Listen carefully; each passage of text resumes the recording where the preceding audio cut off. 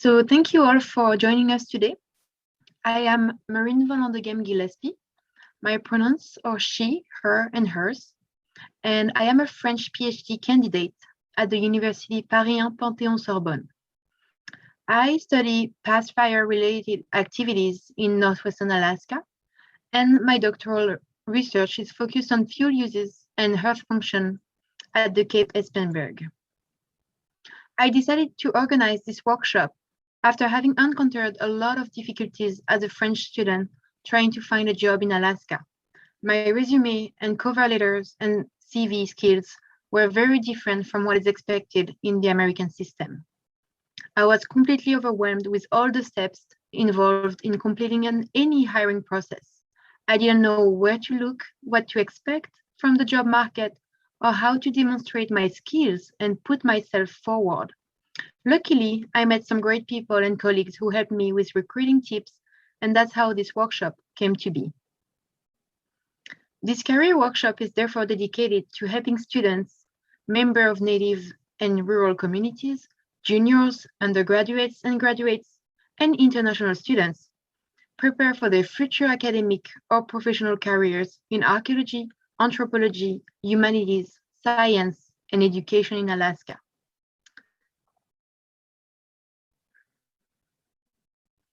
To start this workshop, I want to tell you I am in Fairbanks, Alaska. We acknowledge we are working on the ancestral lands and waters of the First Yeda home of the Lower Tanana people. We also acknowledge that these lands and waters are the unceded ancestral territories of the Dene people who stewarded these places for thousands of years and continue to steward them. We thank them and we respect their enduring relationship to their traditional homelands. Territory acknowledgement is a way that people insert an awareness of Indigenous presence and land rights in everyday life. It is a way to recognize the history of colonialism and a need for change in settler colonial societies. Territory acknowledgements are one small part of disrupting and dismantling colonial structures. You may also want to get in touch with local Indigenous nations and organizations to build relationships and support their work. Now, we invite you to process for land acknowledgements in the chat. Depending on where you live or work, please use the tools and name which Indigenous territories you are currently on, explain why you are acknowledging the land, and address the relevance of Indigenous rights to the subject matter of your activist work. We have reimagined this conference by developing a workshop designed to give you the same dynamic learning experience and networking opportunities that you have come to expect from the in-person conference. The organizers of this conference strive to create a safe work environment for all members and non-members of the association. They implemented clear policies that help counter workplace violence and harassment.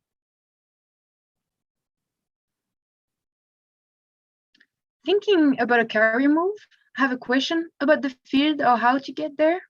During this workshop, you will be able to expand your career strategy toolkit by learning how to conduct effective informational public speaking, to make sure your social media profile is serving you by understanding how to best communicate to your target audience, to reframe the concept of networking and get strategies to help you feel more confident and empowered to connect.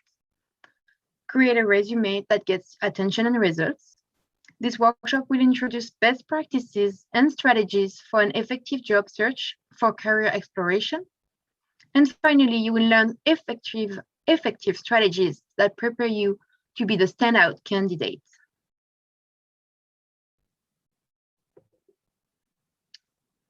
So this workshop is happening from 9 a.m. to 2:20 p.m. This is the first part of the workshop.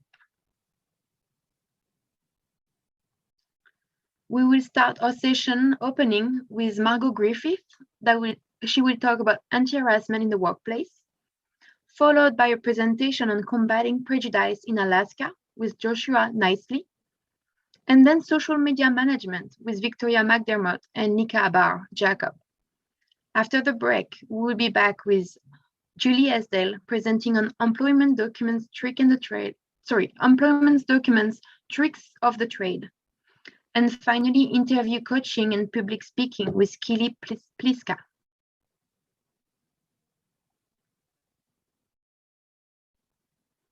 So this is the second part of the workshop. And we will have Chris Maio talking about strategies and skills for successful proposal writing.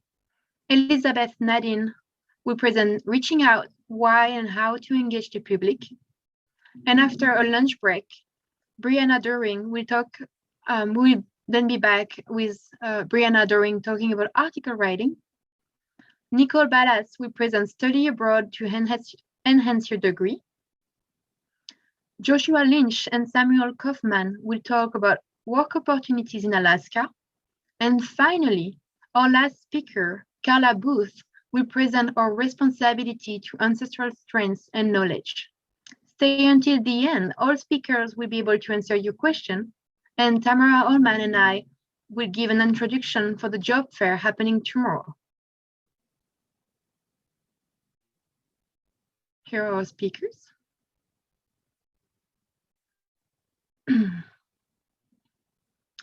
So, the job fair, looking for field technicians or interns, seeking field school or graduate students for an academic program, representing a government agency seeking to fulfill public outreach goals. This event, the job fair, is an opportunity for students and job seekers of all levels to network with potential employers, field school or internship programs, and other opportunities in Alaska. Each employer will be assigned their own breakout room session to meet with the job fair participants. Employers are encouraged to prepare an introductory slide or flash presentation describing the types of positions they have available, and students are invited to join with their resume and CV in hand to introduce themselves during this event. The career workshop is designed to help participants develop the skills they need to be successful in their job search. The key to success is to have participants practice the skills they are learning in life situation. For example, here with the peers in the workshop, which is a safe environment, and outside with associates, colleagues, and future employers, a more challenging environment, for example, the job fair tomorrow. Here are some tips for students who are participating in today's session. Take notes, prepare your question for our speakers. Don't hesitate to write down the name and email the participants, and use the resources available on the website.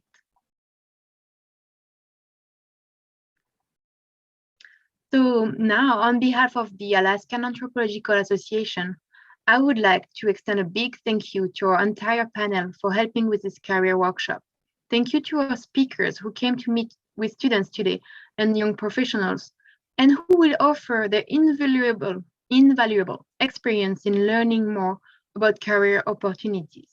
Also, a big thank you to our volunteers and sponsors for this conference. Thank you very much. So I will invite now Margo to share her screen and share her video. Thank you. Thank you, Margo. It'll take me just a moment to get the presentation up. There we go. Can you see it? Yes. Great. Thank you so much for inviting me to participate. I am so happy to be here and share some of this information. Today, I'm focusing on non-discrimination and anti-harassment. I am going to cover a pretty broad range. So we don't have a lot of time to cover a lot of information.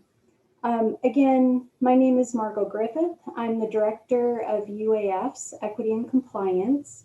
I also serve as the university's Title IX coordinator, 504 ADA coordinator, and diversity officer. Today, we are going to look over the protected rights of individuals as well as protected categories. We're going to talk about the discrimination definition. We're going to walk through the process for assessment and handling of reports. This is typical of a university setting. There are private agencies or institutions that may not necessarily follow this exact process, but they should have some form or process in place in order to be compliant with the laws that we'll be talking about here soon. We're going to talk about what protected activities are, guarding against retaliation, and then I'm going to share some recommendations for proactive actions and some resources that we have available to individuals. And then after we go through all of that, I'll open it up for questions. I want to share that specifically in your tile that you have for your Zoom photo, there are 3 little dots in the top right. I invite you to go there, click on that, and you can actually change your name. My pronouns are she, her, hers. I would invite you to put your preferred name in there, or also share your pronouns with us. All right, so we're going to start off, and I have to say, a lot of the work that I do is based on law and policies. So take a big drink of coffee or tea and bear with me here, because a lot of this information is going to be very legalistic, and then we'll start applying it to your everyday.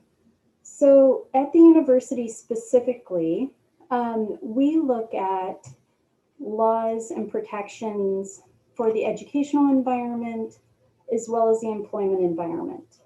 And we also look at issues that occur across campus for our contractors and visitors. You can see there are several state and US federal laws, which by the way have been changing lately with the change in presidential administration.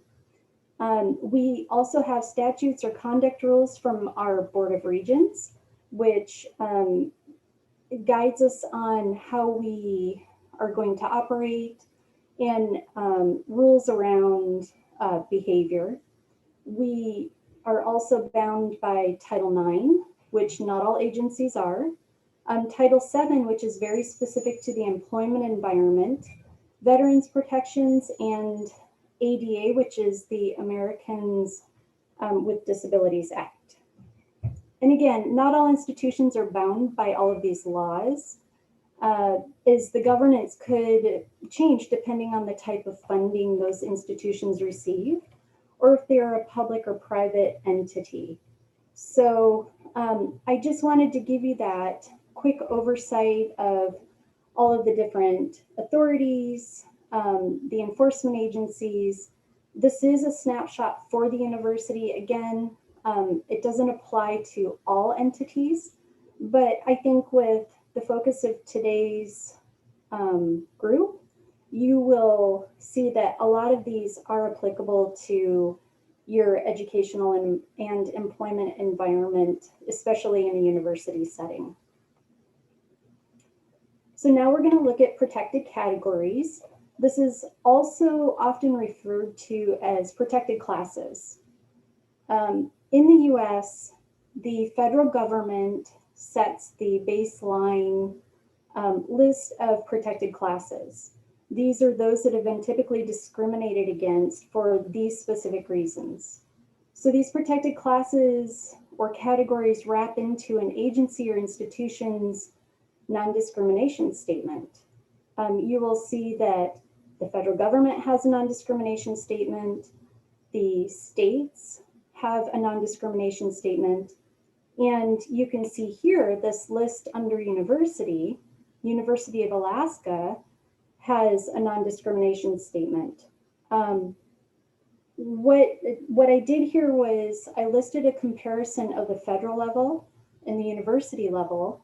You can see the university has included several more protected classes than the federal government.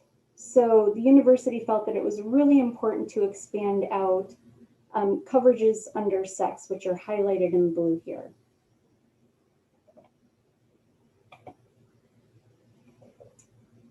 Within the institution, you typically have conduct rules, which at the University of Alaska are our Board of Regents policy and regulations. that detail the code of conduct. And within that, we have definitions. So the university defines behavior which creates an intimidating, hostile, or offensive working or learning environment, or interferes with an individual's performance as discrimination when it is based on a protected class. So that's the key piece that we need to know for unlawful discrimination, is the reason for that behavior must be based on one of these protected classes. This behavior is often very similar when someone experiences harassment or bullying, but again, that difference is the reason for the behavior, or what we call a nexus. It's really impactful either way. Regardless of the reason for it, the university is expected to step in and address the behavior and stop it from reoccurring. Although some forms of harassment or bullying aren't covered under discrimination policies or laws, they are covered in other areas. So there are laws and policies at the university that do address that behavior. Let's see, so when we receive a report, oftentimes people have certain perceptions of how these things are handled. So I wanted to go through some of the steps of how reports are handled when they're received within our office. If those complaints are reported outside of an office like ours, they may not be handled in the same way. So it's really important that when you're working at an employer or a university or other institution, that you know where do those reports go to and how do you report them. Typically in orientations, those pieces are communicated during the onboarding process. So when we receive a report, we immediately look for possible safety implications, the behavior reported, and jurisdictional elements to determine whether it's within our scope. We continue this assessment through the information gathering phase. There's a complex analysis that goes into determining if an incident will fall under laws like Title IX or other discrimination laws, whether it would be moving over to a conduct policy, say under human resources, or even within a student conduct office. Especially at an institution like a university, it's not uncommon for someone to have a dual affiliation, such as a grad student, for example. They may be paid as a research assistant or a teaching assistant, as well as be navigating the academic environment as a student. So things that we look at within the assessment are, where did the behavior occur? What some people don't realize, in even an off-campus setting, sometimes they have coverage or protections from the university. So specifically, if you're in a setting that is university sponsored, whether it be an event, a clinical rotation, or a research area, these behaviors would still be prohibited. We look at whether there was adverse treatment affecting the individual that differentiates or makes distinctions on the protected class. It does not matter whether it's intentional or non-intentional. It is the reason for the behavior and the impact that we're looking at. So then there's also other pieces of that assessment of whether the behavior was severe, persistent, pervasive, subjectively, and objectively offensive.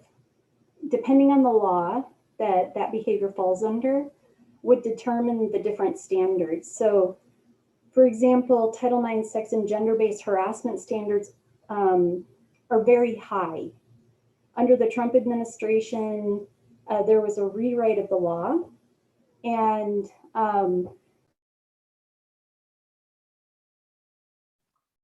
Sorry, Margo, you muted. Something happened. Can Can you hear me now?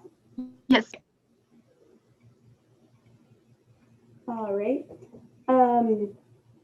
So the different laws have different standards, and specifically under Title IX sex and gender-based harassment, standards are very high. The Trump administration rewrote the Title IX laws, which are very, again, specific to sexual harassment, and narrowed the definition and elevated the standard. So even though we have some behaviors that may not fall under Title IX, they may fall under our discrimination policies. And if they don't fall under our discrimination policies, they may fall under an employee or a student conduct policy. So when we get a report, we look at it for the highest level of unlawful discrimination or harassment, and then kind of start going down the list of where would this fall within the university's institution and the policies. And also what federal laws would that fall under.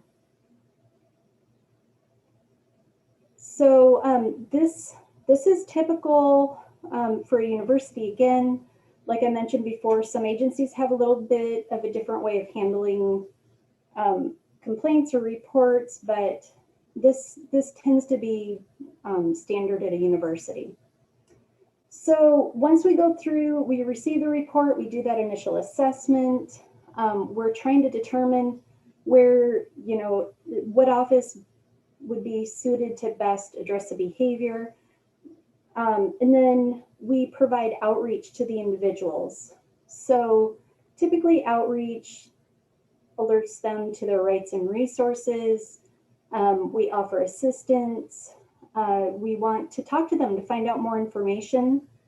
Sometimes because we often get third-party reports saying that they were made aware of an issue that is occurring.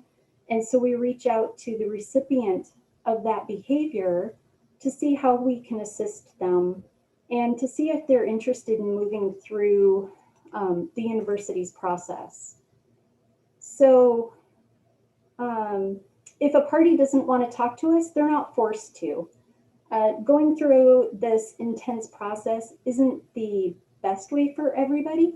Sometimes they just want some supportive measures, like maybe some extra time in a class, maybe some time off from work, but we're there to support them. The only time that we would go against somebody's wishes is if there was a greater risk to the university community, which is typically if a minor's involved, there's predatory behavior, force with a weapon, or drugs that are used to incapacitate someone. So we really try to approach this with a trauma-informed mindset and allow that individual to choose.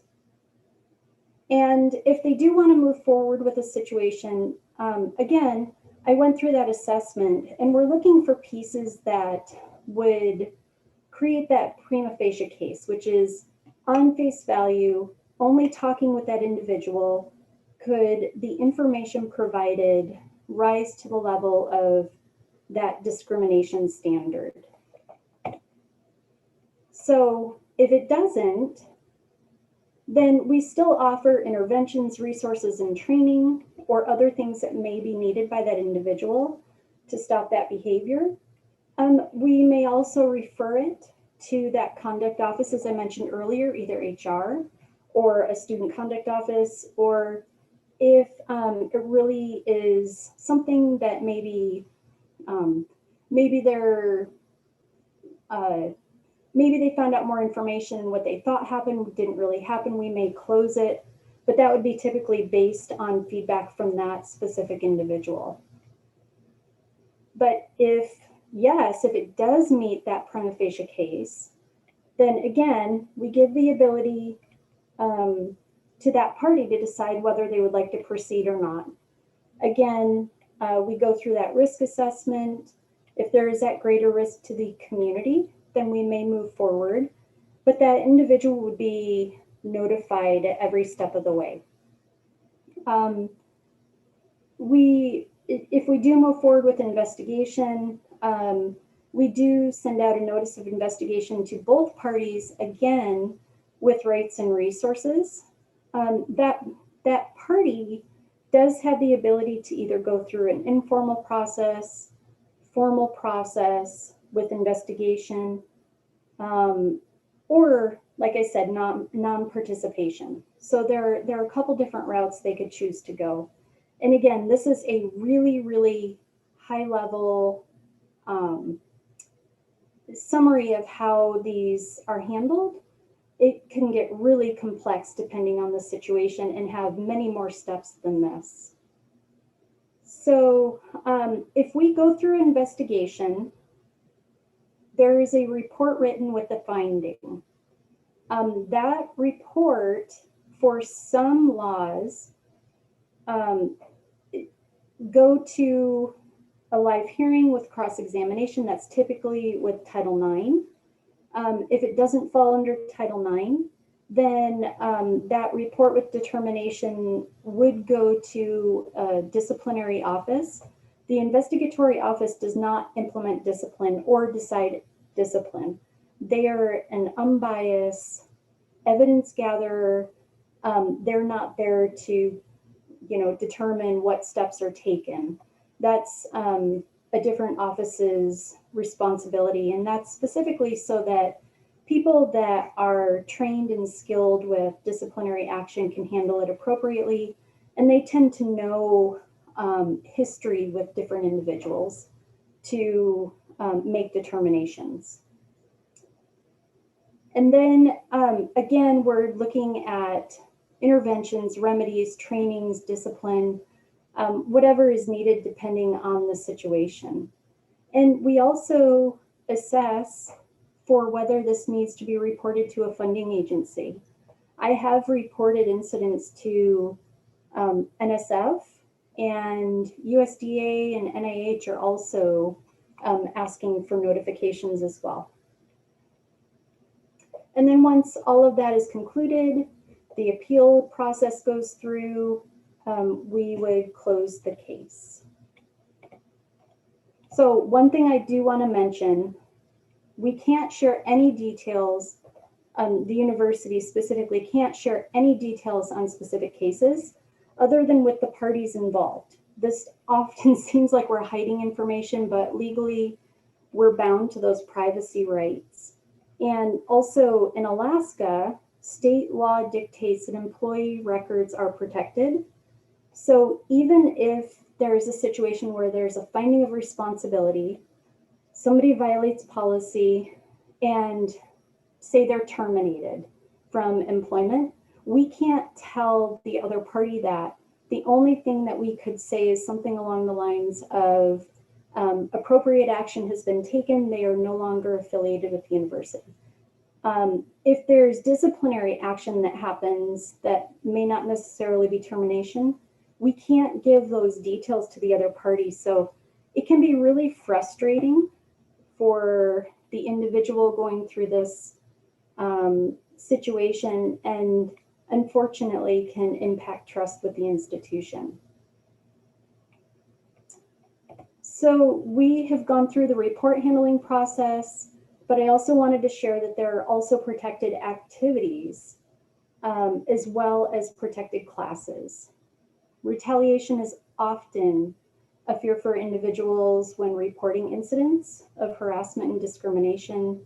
Many people don't realize that when someone takes action to alter or negatively impact an individual's employment, research, or even academic opportunities, it's considered retaliation and is subject to action, just as if there was an incident of harassment or assault of some sort. So you can see there are several different protected activities, but basically it's an individual's protected if they report, participate, or assist someone with reporting.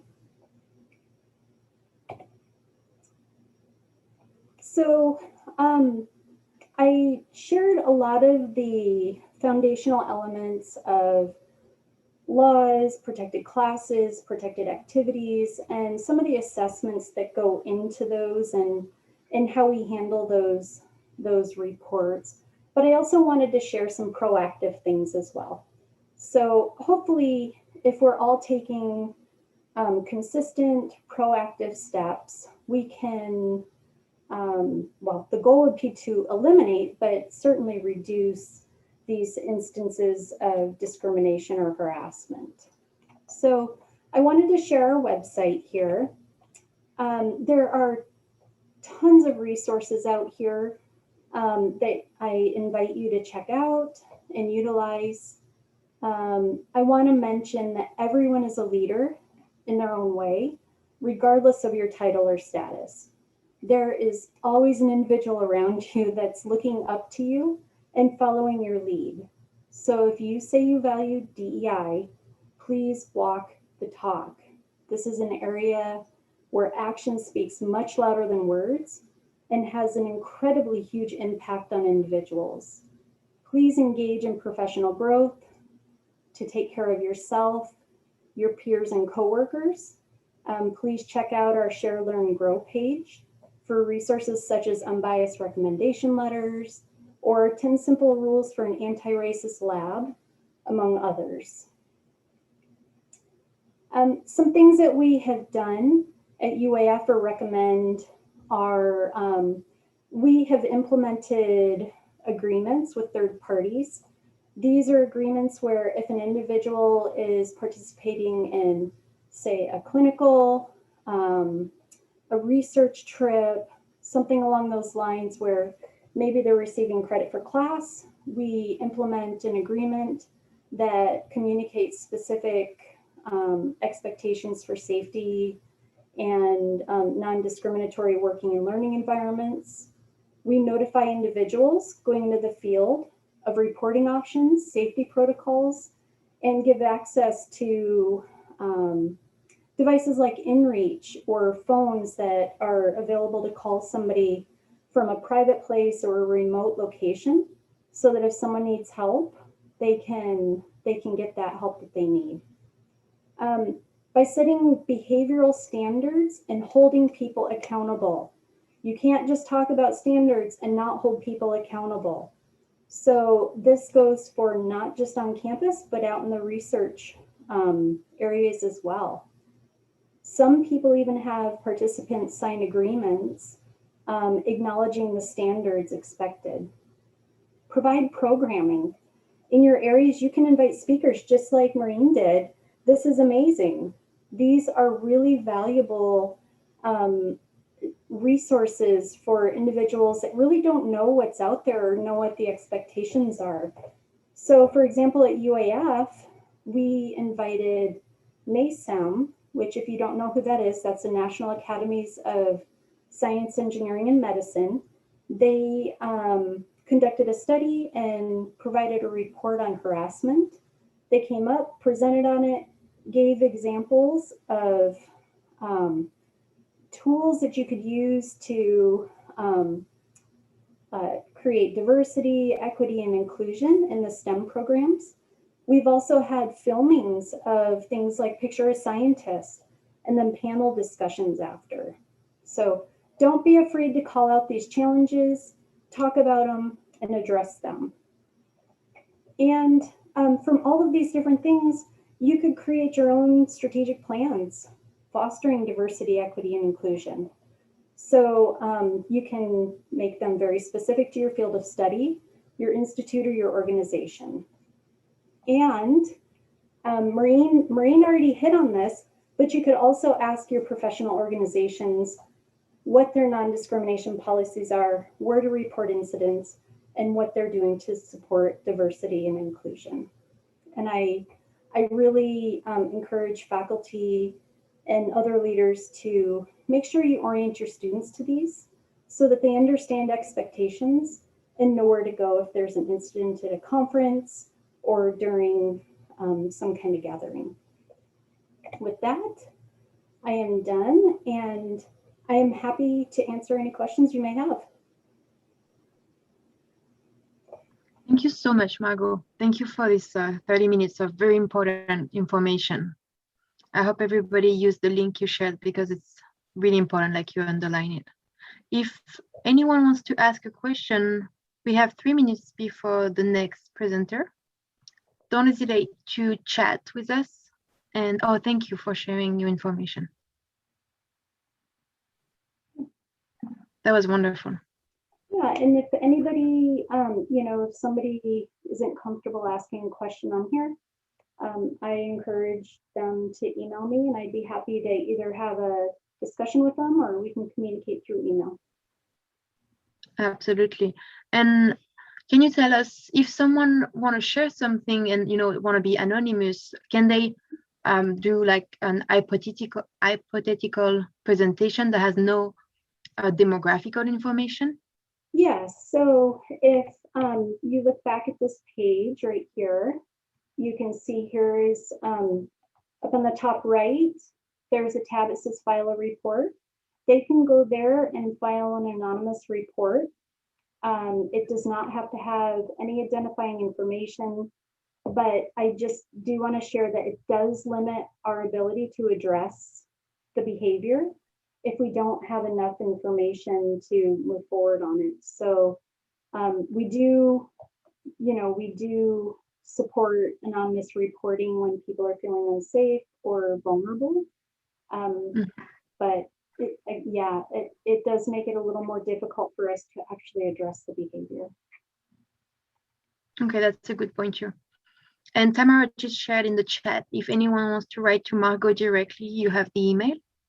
And thank you also for inviting people to share their pronouns on their name. It's a very good point. Thank you so much, Margo. Thank you. If the audience wants to applaud, you're welcome to do so with the reaction buttons. And we are inviting Joshua Nicely to come forward. Thank you all. Hi, Josh. Hi, Maureen. How's it going? Good, thank you. Thank you for participating. Thank you for having me. I'm really excited to help and do something good. So I'm going to share my screen. All right, and we're going to go ahead and get into it. So first off, thank you, Maureen, for inviting me and everyone else and getting this set up. It's fantastic. Really happy. And Margo, that was great. I feel like that's a fantastic way for me to segue into my stuff. And so as an introduction, I'm Joshua Nicely. I'm a PhD candidate here at UAF. And today I'm going to be talking about combating prejudice in Alaska. And most of what I'll be talking about are resources that we have here to help us either combat it ourselves or get help to combat it. And so, but before we start, I want to do our land acknowledgement. So we are on unceded lands. We need to acknowledge the Alaska Native nations upon whose ancestral lands our campuses reside. In Fairbanks, our Troth-Eda campus is located on the ancestral lands of the Dana people of the lower Tanana River. We're probably going to hear this a lot today. It's become very popular to do this, and that's wonderful. This is a great example of a first step in addressing prejudicial issues in our institutions, but it's only a first step. We have a lot more to do after this. For those of us that don't know whose lands we're on, a great website to check out is native-land.ca. All we have to do is plug in our address and it will give a good approximation of whose ancestral lands we're on. It's not perfect, but it gives a good idea.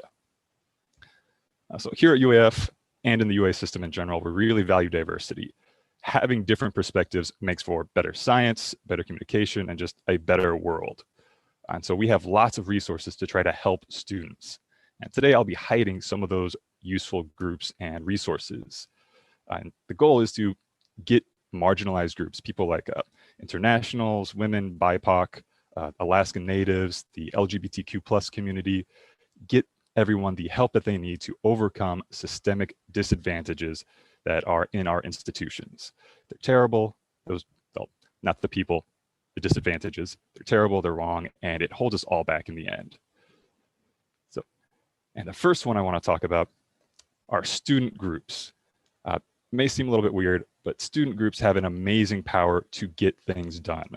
If we look in the figures on the left, we have our tech talks, the traditional ecological knowledge talks. This is put together by graduate students Margaret Rudolph, who's in the bottom left, and Annika Pincer in center left. Margaret's with the Geophysical Institute. Annika is with the International Arctic Research Center. And this was done in conjunction with the student organization GIGSA. And what they're trying to do is help scientists work with indigenous communities and indigenous peoples so that we can be ethical, respectful, and do these things when we do work with them in the right way. So far, they've had 10 talks. They have a new talk almost every Monday. They've gone over things like miscommunication between scientists and indigenous peoples, best practices to effectively and ethically and respectfully work with them, and things about decolonizing. And their website, their Google website, also lists a bunch of resources for learning more. So this is a fantastic thing. Now, if we look at figures on the right, we have stuff about our Black Student Union. This is a group that was restarted in 2018 under the leadership of Chelsea Brown here at UAF.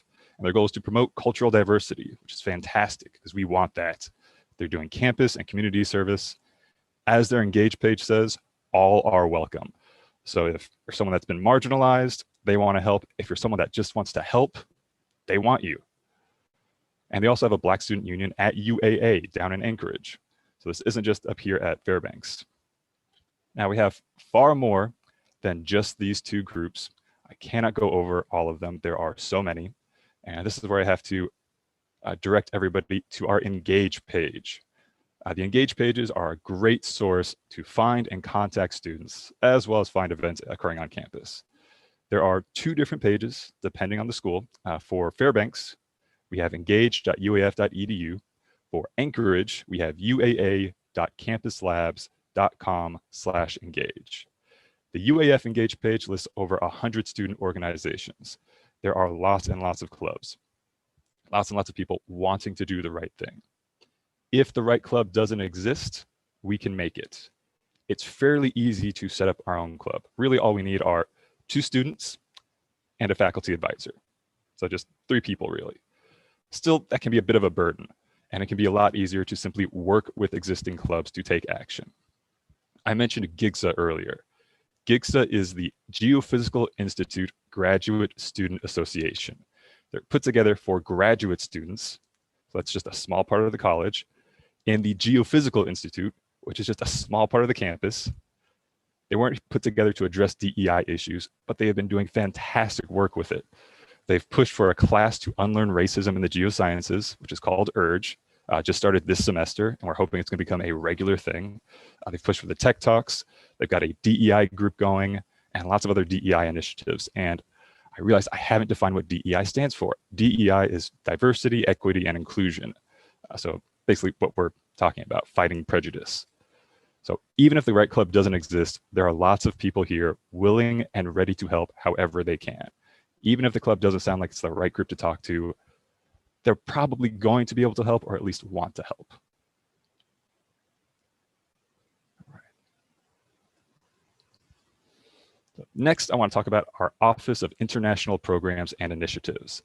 Their website is uaf.edu/OIP, and the goal of this office is to help students, researchers, and faculty, so everyone basically, going abroad, going to other countries, or people that are coming to the US. So that means prospective students, people that are just looking at UAF as a possible school, newly admitted students, so people that have been admitted but haven't started classes yet, and current students, people that are already here dealing with a lot of the issues that international students have when they come from outside the US to Alaska. So they want to do things like help students adapt to life in Alaska, develop the skills to function independently, and want to help navigate immigration policies. If we look at the bottom right image, they have a nice little handbook page on their website. This gives some brief explanations and useful information for living in Alaska. Some of the material is a bit dated, but it's a great start. Personally, I wish I had looked at this page before moving up here, just because I came from Texas, and so coming up here to Alaska was a huge change. I don't think there's any place down in the lower 48 that is anything like Alaska. So this is something that would be useful for pretty much anyone.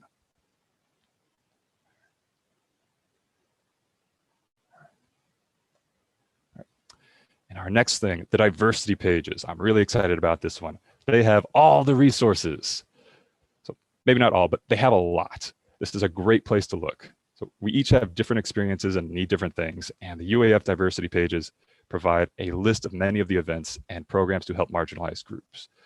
Personally, I would call this probably the second most useful thing in terms of finding resources to get help or to help others. Their website is uaf.edu/diversity. And if we want to look at the programs and events they have, just add /programs.php.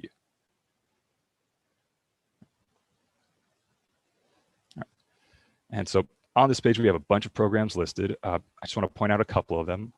For instance, we have the Alaska Native and Indigenous programs. This was an umbrella of a whole bunch of things put together to help address and mitigate the systemic disadvantages Alaska Natives and Indigenous people experience. One of those things under that is the Rural Alaska Honors Institute. This is a free program, so no cost, that helps rural and Alaska Native students find out what college life is like.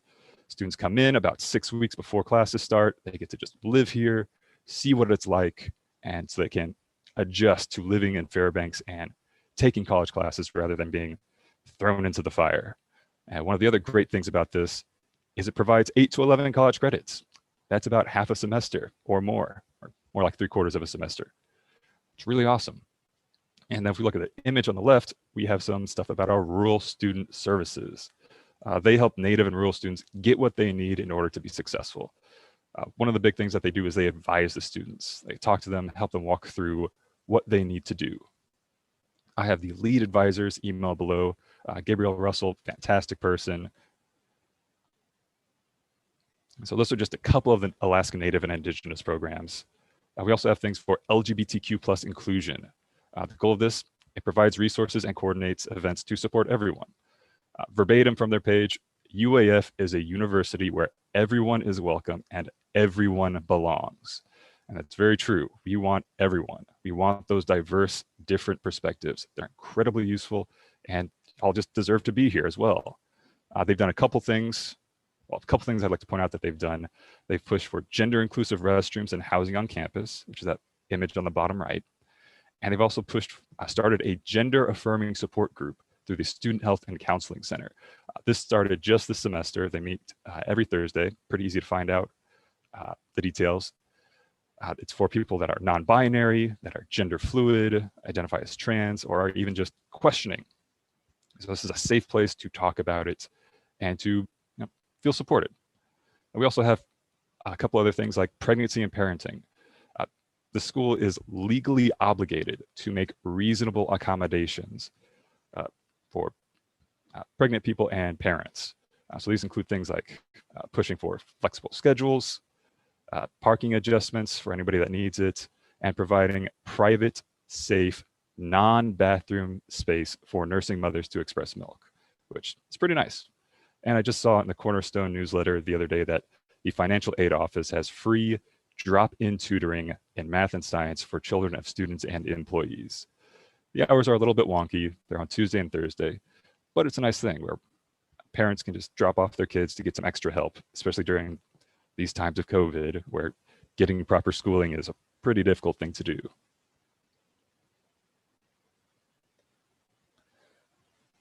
So those are some of the programs. We also have a whole bunch of these events and traditions we like. One of the ones I really like is Diwali. This is put together by the Namaste India Student Chapter, so a student organization getting something done again. This festival celebrates the victory of good over evil and knowledge over darkness. It occurs annually in November. This is one I really like. It's a fantastic opportunity to try some really good Indian food. I'm a bit of a foodie. I really like to eat.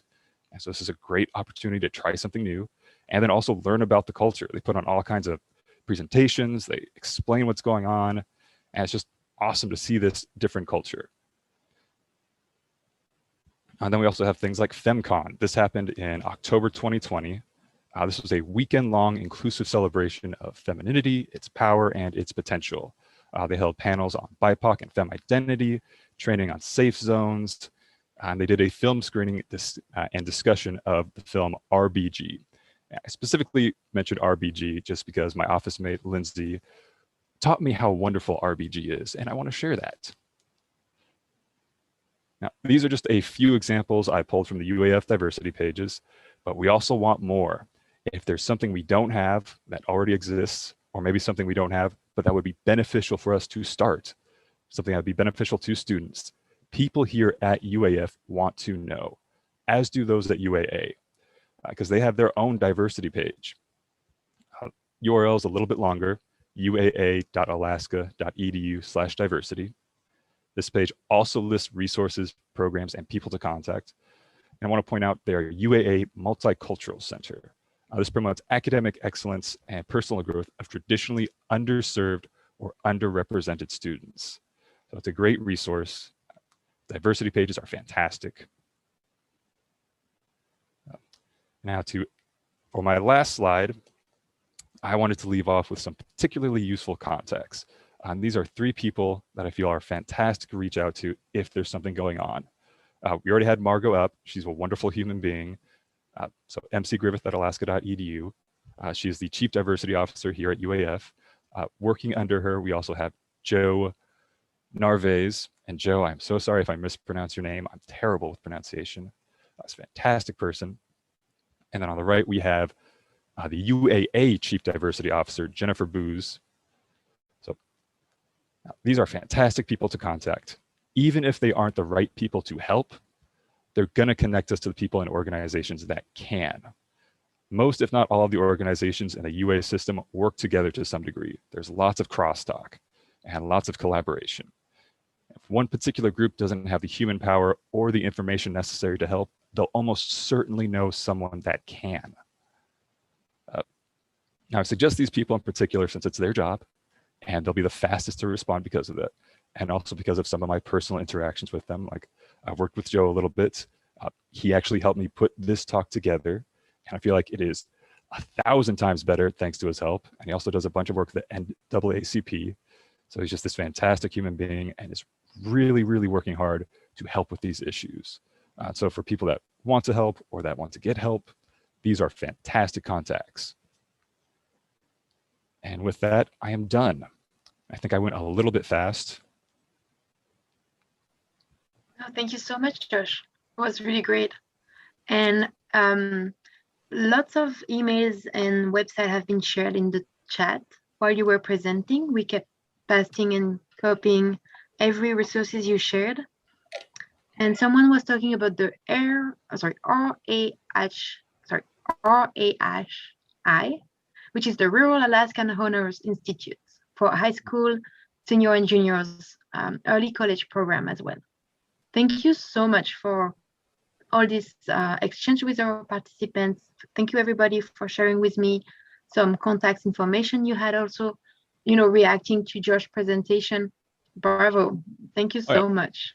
Thank you all very much. Like, the people are the most useful resource. So thank you all for helping. It's amazing. It was really great. If anyone has a question and wants to react with the reaction buttons, please do so. I'm reading at the same time the chat. So Tamara is sharing with all you. Perfect. All the addresses. Thank you again, Josh. It was perfect. Thank you, Joe, for your help as well, and Margo earlier. That's amazing. Okay, we have 5 minutes, so don't hesitate. If you have any question, Josh is here. And Christina Edwin raised a hand. Yeah. Let me unmute Christina. Christina, can you unmute yourself? Yeah, good morning, everyone. Thank you for presenting. I just wanted to add, I'm an alum at UAF, and I was involved with the Native Student Union and the Festival of Native Arts. And Native Student Union is a political indigenous club on campus that invites all students to participate in, just uplifting the well-being and creating community and understanding more and diving deeper into indigenous issues. And we go from, our whole approach, at least when I was there and a leader there, was to be intersectional.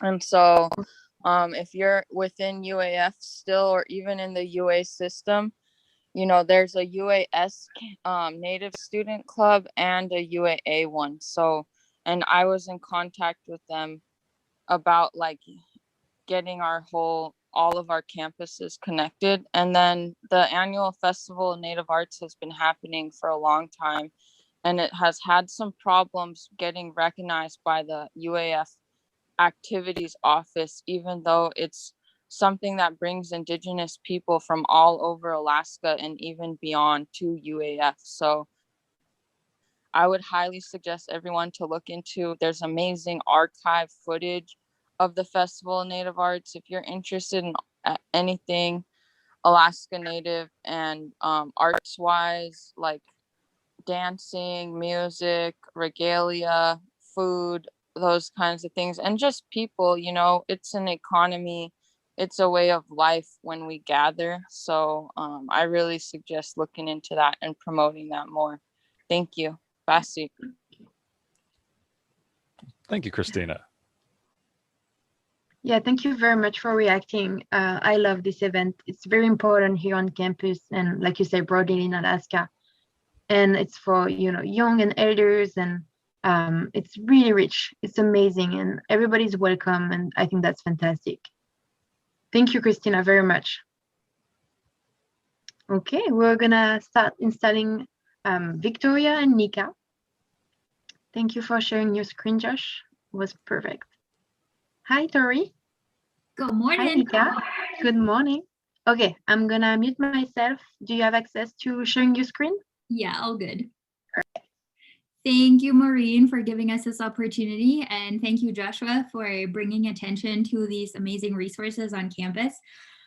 Social media has definitely been a massive factor in disseminating prejudice in the past, but luckily we keep seeing people stand up to spread the appropriate information and kind of take back the narrative, especially in your field of work. So we're excited to be here and kind of talk about how you get to use social media management to your advantage.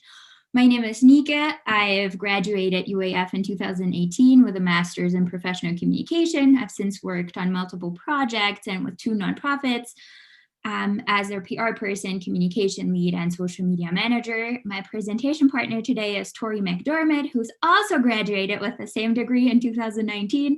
She's currently working on her PhD at UMD in communication with a focus on public relations. She's been the communication lead for Two Lake Field Station, and she's overall an engaged and important researcher in our field of study, in our discipline, communication. And now when we think about social media, most of us, I think about, you know, connecting with friends and family, sharing interests and pictures. We think about companies who use these public channels to engage with a broad audience that is already there and kind of advertise their products and build a more personal connection. However, what we've observed over the past years is that social media platforms are also becoming important in the world of academia and for scholars. So much so that Donnellan 2016 has coined the term digital scholar. She says that increasing public engagement is becoming more and more important for the scholarly work for researchers in academia to engage with the wider user community, to build public connections, and to use a public platform as a professional asset, both to their career development as well as to the institution that we work for. Manka and Ranieri, 2017, identified a multitude of benefits of having a presence on social media as a scholar. Among those are fostering public ties and strengthening relationships, both with the public and with peers. It can facilitate collaboration, especially on a cross-disciplinary level. You meet people from other disciplines that you might end up doing research with. You can use social media platforms to publish and to share research products and kind of bring your published work to a broader audience, and then encourage the discussion of your discipline of research topics in a public forum and on a really, really broad level. It can, if done right, be a really rewarding experience for a scholar in connectivism and collaboration in general. Now that's all very important, and it sounds like a great argument towards building a professional social media presence as a scholar. But of course, there are some barriers that we might experience. For example, we all know how much we already have on our plate: lab work, field work, publishing research. We might be teaching classes, we might be taking classes, we're building a professional career. So cultivating a social media presence might just be another addition to this long list of things we have to do as researchers and as scholars. It can be quite time intensive.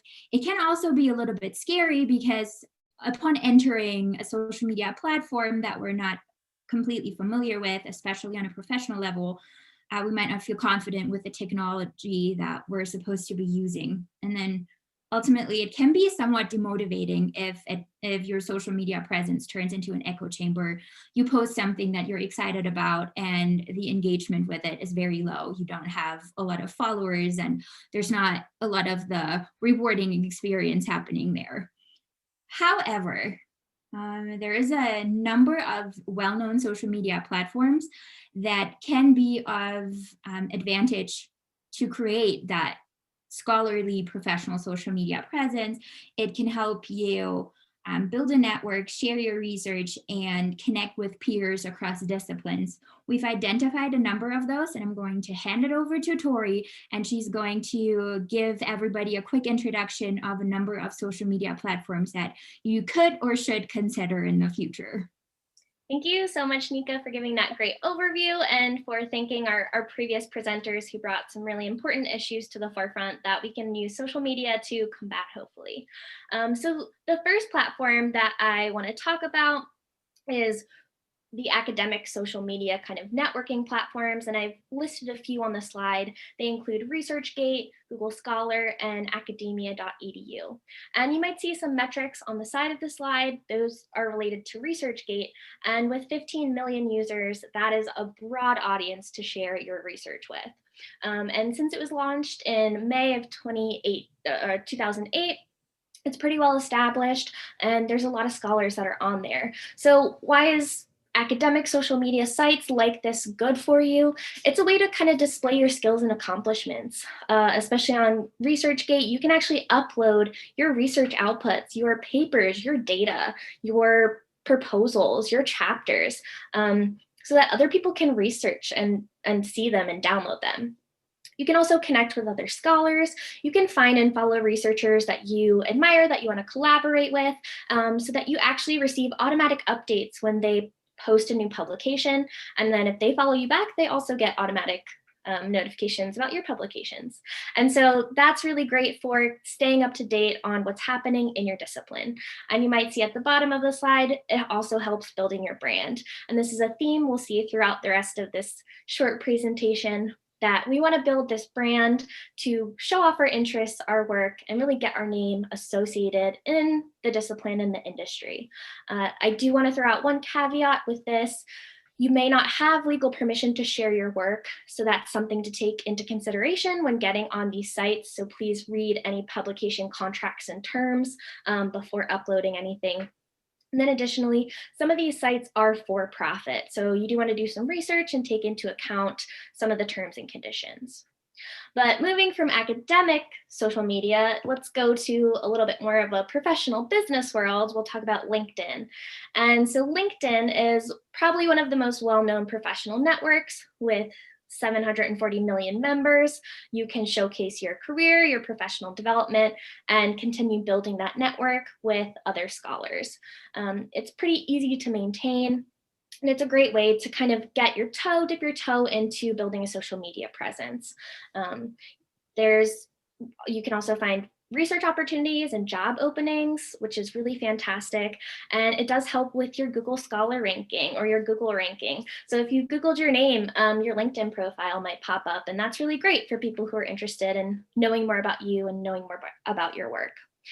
And once again, we're building that brand. So not only do we have this beautiful profile, but we get to add a picture. So we're putting a picture with the name, as well as a really solid summary of the work that you've done and the work that you hope to do in the future. So moving on from our kind of professional platforms, we have a little bit less formal, but still very important network for academics, and that would be Twitter. Academic Twitter is pretty popular. And so this is a really great way to engage with that larger community outside of higher education. Twitter's mission is to really give everyone the power to create and share ideas and information. With 330 million users, your research is definitely going to get out there. So in 280 characters, you can really share your research, your interest, find collaborations, and Twitter has been known or called the modern public square, where many voices discuss, debate, and share their views. This is a great way to get your research out there and display those skills. You can also like, share, and retweet other scholars' work to build that network and help support each other to create a really nice academic community. And once again, we're building our brand. And so we want to get our name associated in the industry and the area of expertise with the use of hashtags. But finally, one platform that we do want to bring attention to that you might not think about when thinking about building a brand is TikTok. And TikTok, even though it was launched in 2016, has a whopping 1 billion users. And it might be a little bit more unusual, but it's a great way to connect with a younger audience and on a more personal level. So you're not restricted to that 280 character limit, but you do have a whole 60 seconds to create a video to engage with your users. And the mission of TikTok is to inspire creativity and bring joy. And so we actually have a video of some anthropologists that we think showcase the greatness of TikTok.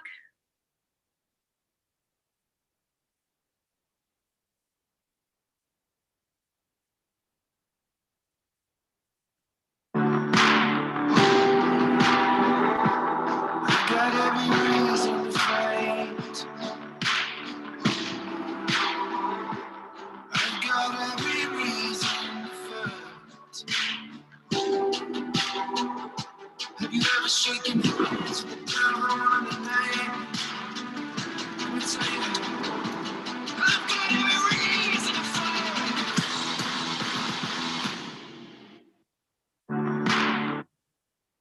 And so that was a video by Norwegian University of Science and Technology. So not only is it highlighting work in anthropology, fieldwork, finding something amazing, it's also international. So we're reaching out of Alaska to the contiguous 48, but also abroad and beyond. And so TikTok is a great way to engage in that kind of authentic, unfiltered way to share your research with the larger community. And so all these numbers and these facts are intriguing, and it makes a good point of wanting to be active on social media, but how do you actually accomplish that? I'm going to throw it back to Nika because it is easier said than done, but she has some fantastic tips for you. Thank you, Tori. Yeah, we know that social media is both rewarding but scary, and there are a few very basic steps that you can take to get started. You probably already are on social media on a personal level, so you know what we're talking about. But just to throw it out there, we have a few tips for you. First of all, we recommend doing your research before you join a platform, especially professionally. Not everything might fit what you're looking for, and that's completely fine. Like Tori mentioned, if you're looking to share your research, connect with other researchers, and kind of stay in this area of academia, ResearchGate might be a great idea for you. If you're looking to put out your biographical sketch or your CV, then you can put that up on LinkedIn, and your LinkedIn profile will come up if somebody Googles you. If you're more willing to throw yourself out there, TikTok is a great idea. Generally, we recommend that before you join any platform, you make sure that you learn about the terms of service so you're informed, and then kind of look at guides as towards the privacy settings so that you can take control over the content you share and kind of have the ability to really do what you're planning on doing. Once you have made the decision to join a particular platform, you need to set up your profile. And to do so, one important step is to choose a profile picture. In this case, something like you doing lab work, you doing field work is a great idea for a profile picture. It doesn't have to be a professional headshot. for your scholarly social media. Just keep in mind that when you set up your profile, that a lot of future employers and scholarly peers might be looking at your profile. So you want to leave a good first impression, and you want to make sure that things overall seem professional and seem, well put together. Once you've set everything up, you need to start posting. Posting consistently is key to building an audience on social media. And I know that is easier said than done. To put it in perspective, big organizations and companies use analytical tools and social media metrics to establish knowledge of how engaged their audience base are and what the best times are to post.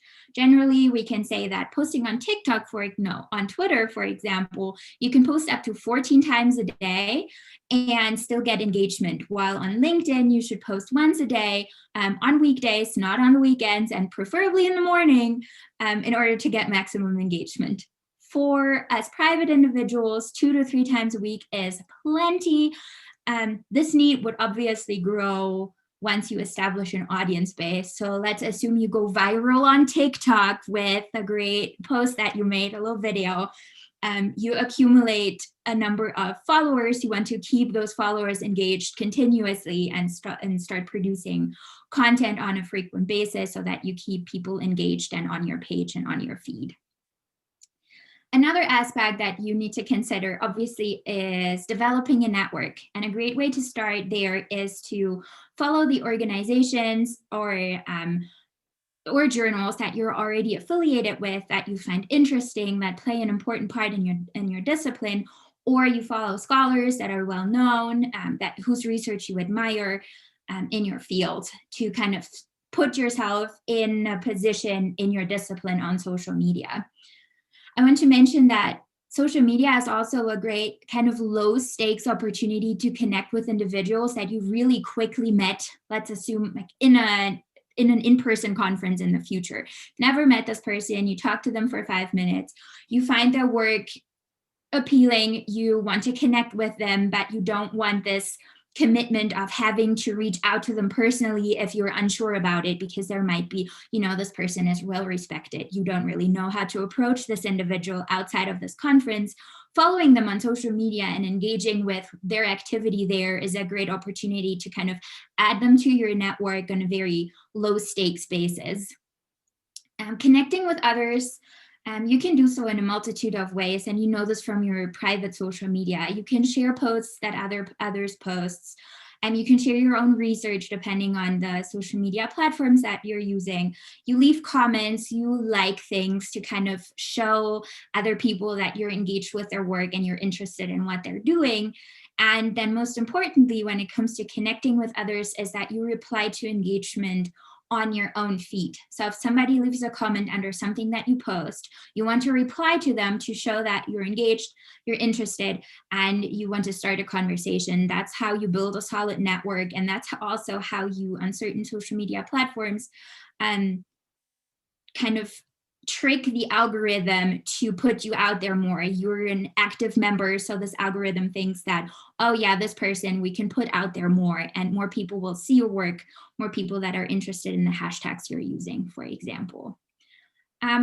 Ultimately, we hope that even if it's on a professional level, you enjoy your online presence as a scholar and that you don't get discouraged. Keep in mind that even if you have 25, 30 followers on your professional social media accounts, think about how much of a crowd 25 to 30 people would feel on a personal level. If you were to interact and put out your research to 35 or to 30, 25 people, that would feel like a lot, and it would feel like you're leaving a big impact.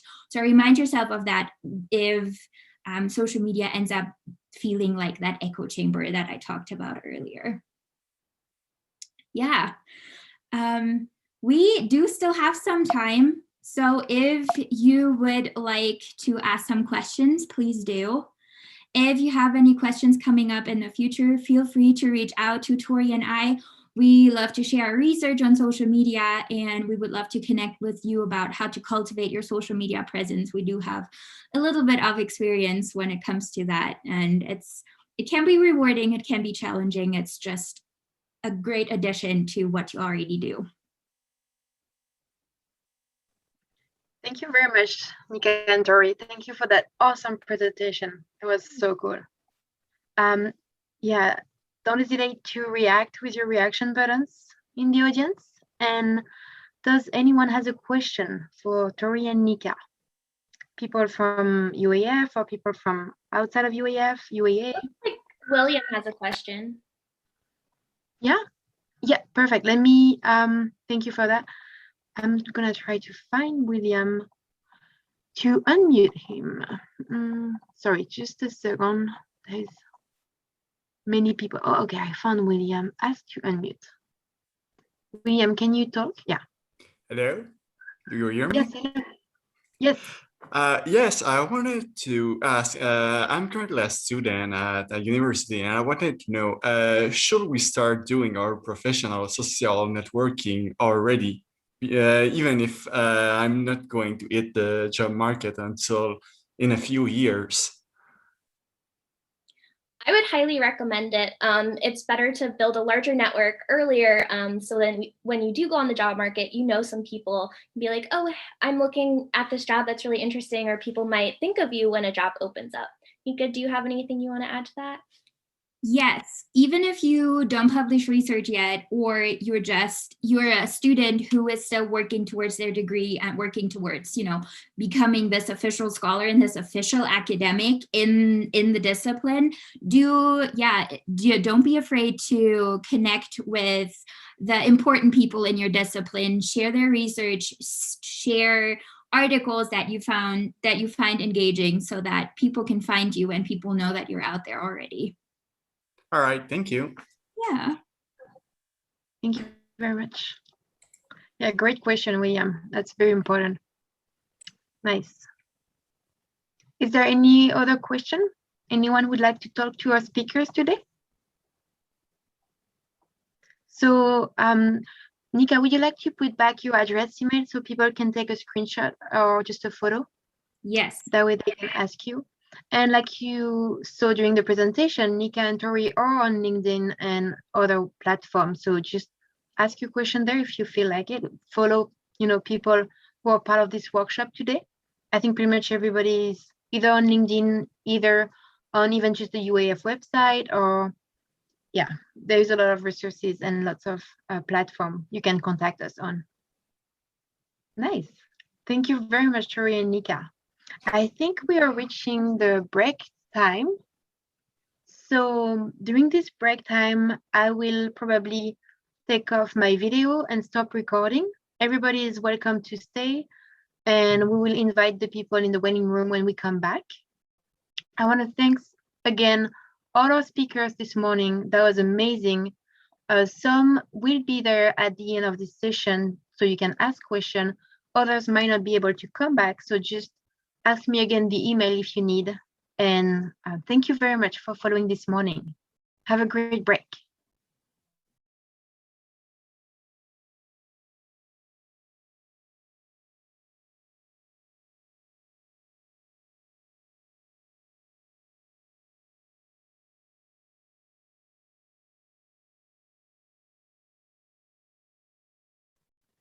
Voilà. Nice. Perfect. Thank you all for still being here, for joining us. For those who were there this morning, it's an amazing session so far. Thank you very much for participating. Feel free to leave any question in the chat. I can read them and my co-hosts can read them, so the speakers will be able to answer your questions.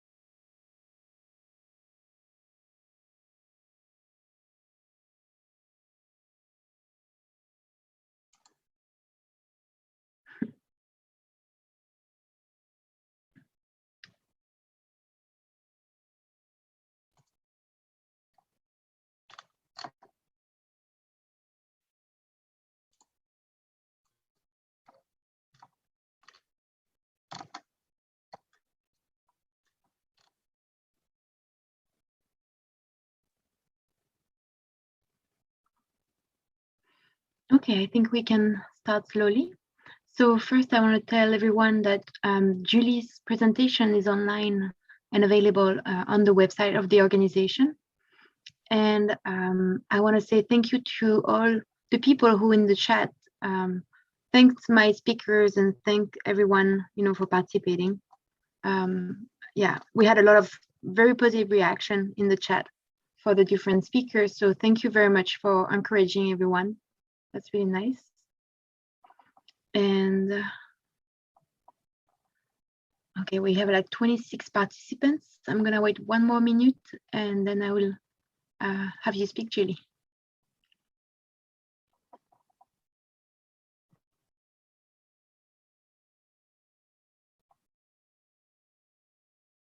Okay, you can unmute yourself. You have to unmute, perfect. Hi there. My name is Julie Esdale and I work as an archaeologist for the Army up at Fort Wainwright here in Fairbanks. And I see lots of resumes and CVs go past my desk. And I've had a little bit of experience in federal and public sector and academic types of work. So Maureen asked me if I would share some tips about writing your own or developing your own employment documents. So today we're going to go kind of quickly. This is going to be real practical information. Feel free to contact me afterwards if I go too fast and you miss something. The first thing we're going to talk about is tracking your accomplishments, all the things that you do that you don't maybe realize that you do through the years so that you can keep everything in a good place to have ready for job applications. We're going to talk about the difference between resumes and CVs. We're going to talk about federal jobs. They're a special category that take a little bit of extra tricks and tips. So we'll go over some of those. We'll talk about cover letters, identifying yourself as a diversity hire, pros and cons there, and then finally choosing your references. So first of all, I want everyone to start getting in the habit of keeping a master document that has everything you do. And I'm going to tell you exactly what you need to put in this. And this will be sort of the basis of your CV. And you will pull from this to write your resumes, and you will also be constantly adding to this document as you do things. Oh, I was a co-author on a paper. I'm going to stick it into this document. I got a new job and had some new skills that I learned. I'm going to put them in this document. So as soon as after every little thing that I do, I'm going to put it in this document so that I have a comprehensive view of my whole career. So the first thing, of course, that you want to put in this document is all of your educational experience. You can leave out high school unless that's the only completed degree you have, but mostly we want to put in all of our university education, the degree, the date it was awarded. You can also put in progress degrees in here, your school department, and then any dissertation or thesis titles. And then through the presentation, I'll be giving you examples from real people's CVs and resumes that I've gotten recently as part of job applications, or that I've borrowed from friends. And so you'll see little snippets here and there of different examples. Next, this is a good place to start thinking about your research interests and putting those down in writing. And people do this in different ways, in paragraph form or in bullet form.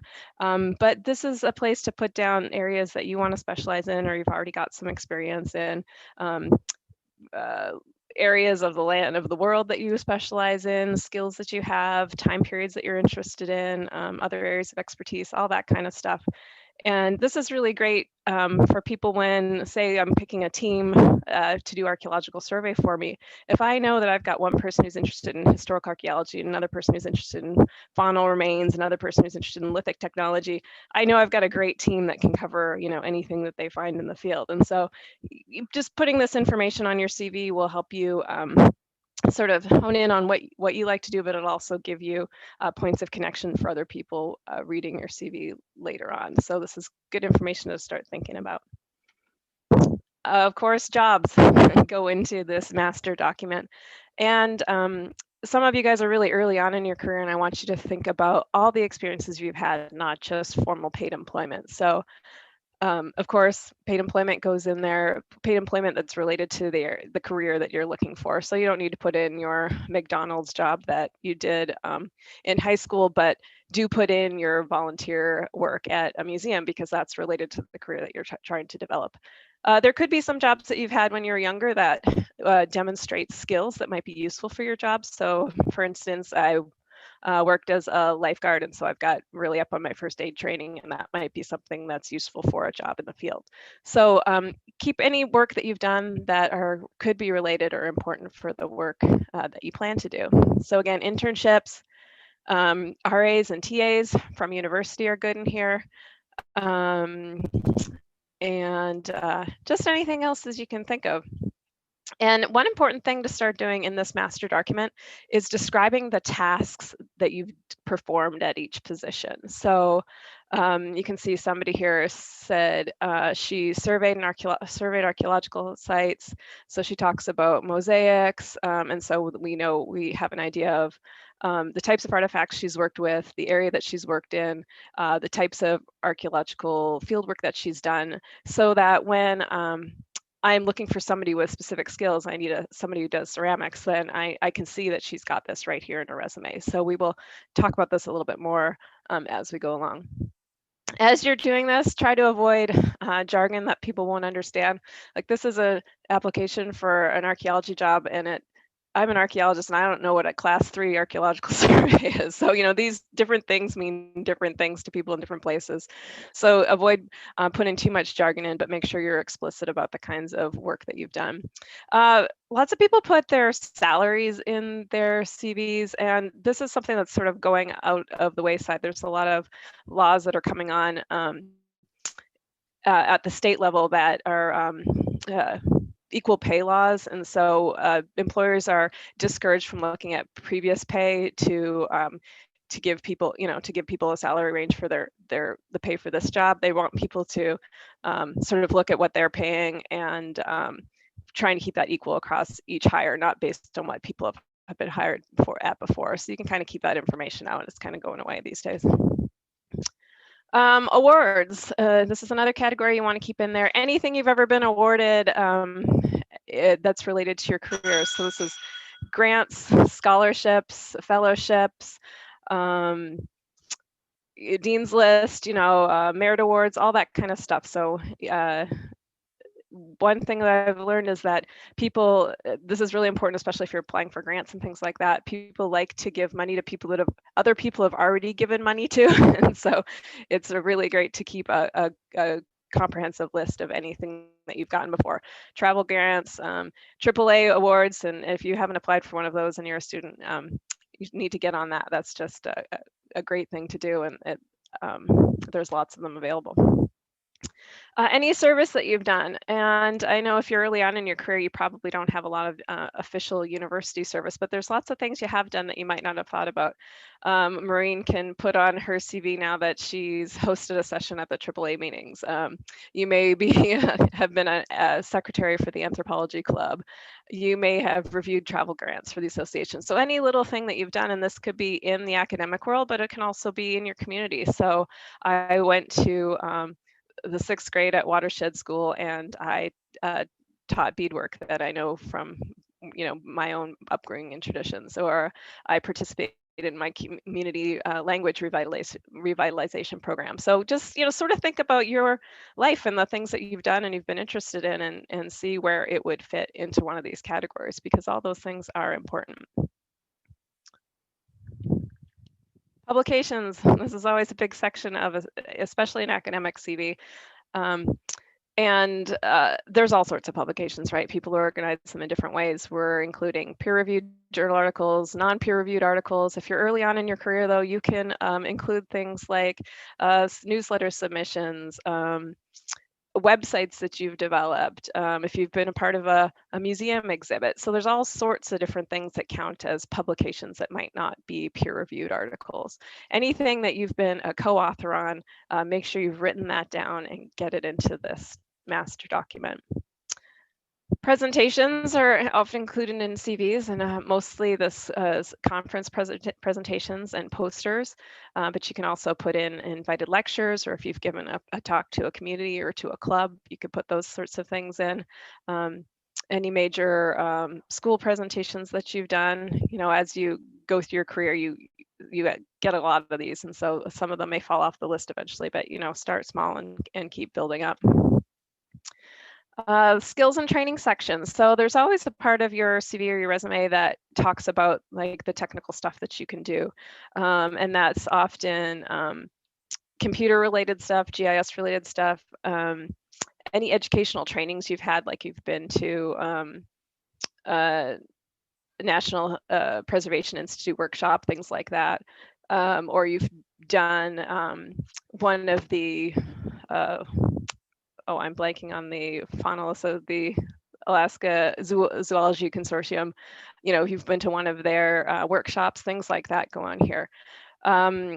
Any other skills that you have that might be useful to the job, like if it's a field related job and you know how to run ATVs and boats, that's the place for that goes in, this goes in here.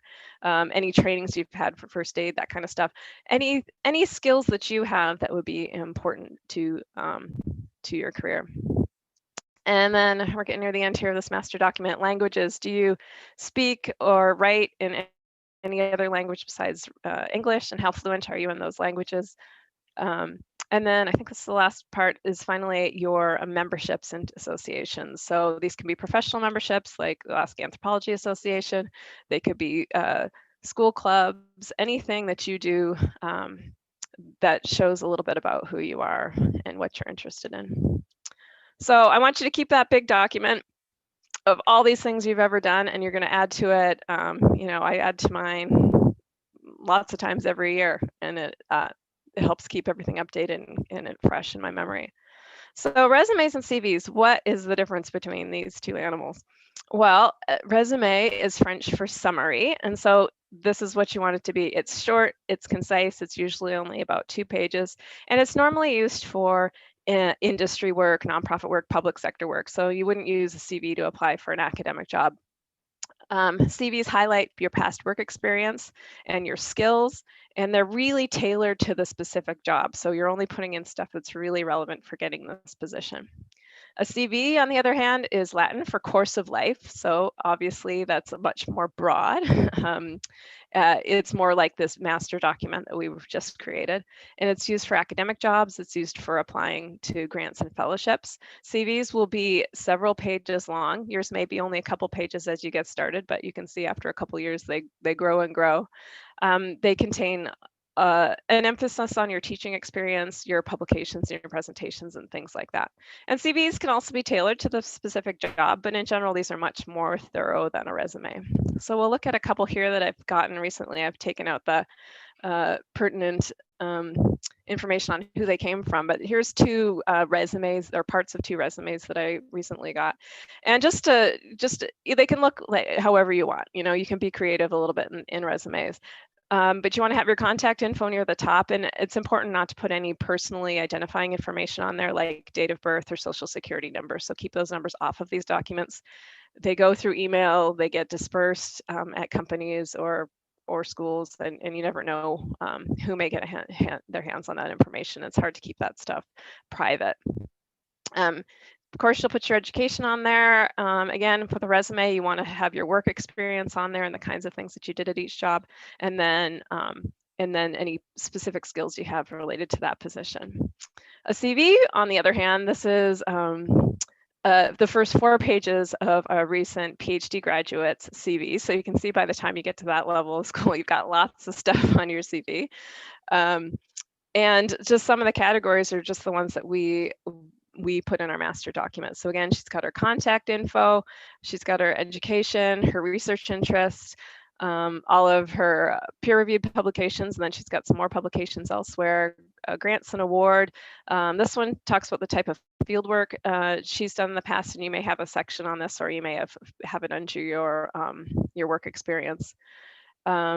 Presentations, her teaching experience. She's got her possible course syllabuses listed, so courses that she's developed during her graduate work that she's got ready and available to teach. Service, languages, and professional membership. So very close to what we talked about already. So moving right along, sorry, I'm going through this real quick because we don't have a lot of time, but I want to talk specifically about applying for federal jobs. So many of you may have gone to the USA Jobs website and then sort of just gotten scared and turned around. USA Jobs is a whole different animal. It's not unlike applying to anything else because there's not a lot of wiggle room. You really have to follow their rules or you're not even going to make the cut for a job. So the interesting, well, first we'll look, one key thing is to figure out if you're eligible for the job or not. You've gone into usajobs.com and you've put in your keywords. And so this is, I just did a search the other day for archaeologist and I didn't, you can limit it to areas too, but I just did archaeologist anywhere because I think I would like to live in Hawaii rather than Fairbanks if our winter lasts too much longer. So I looked for job of archaeologist and I found some great ones. So the first thing I have to do is I am not a federal employee right now. So I have to make sure that I see the keywords open to the public and it's this little blue emblem here. So great, there's one job here that has one.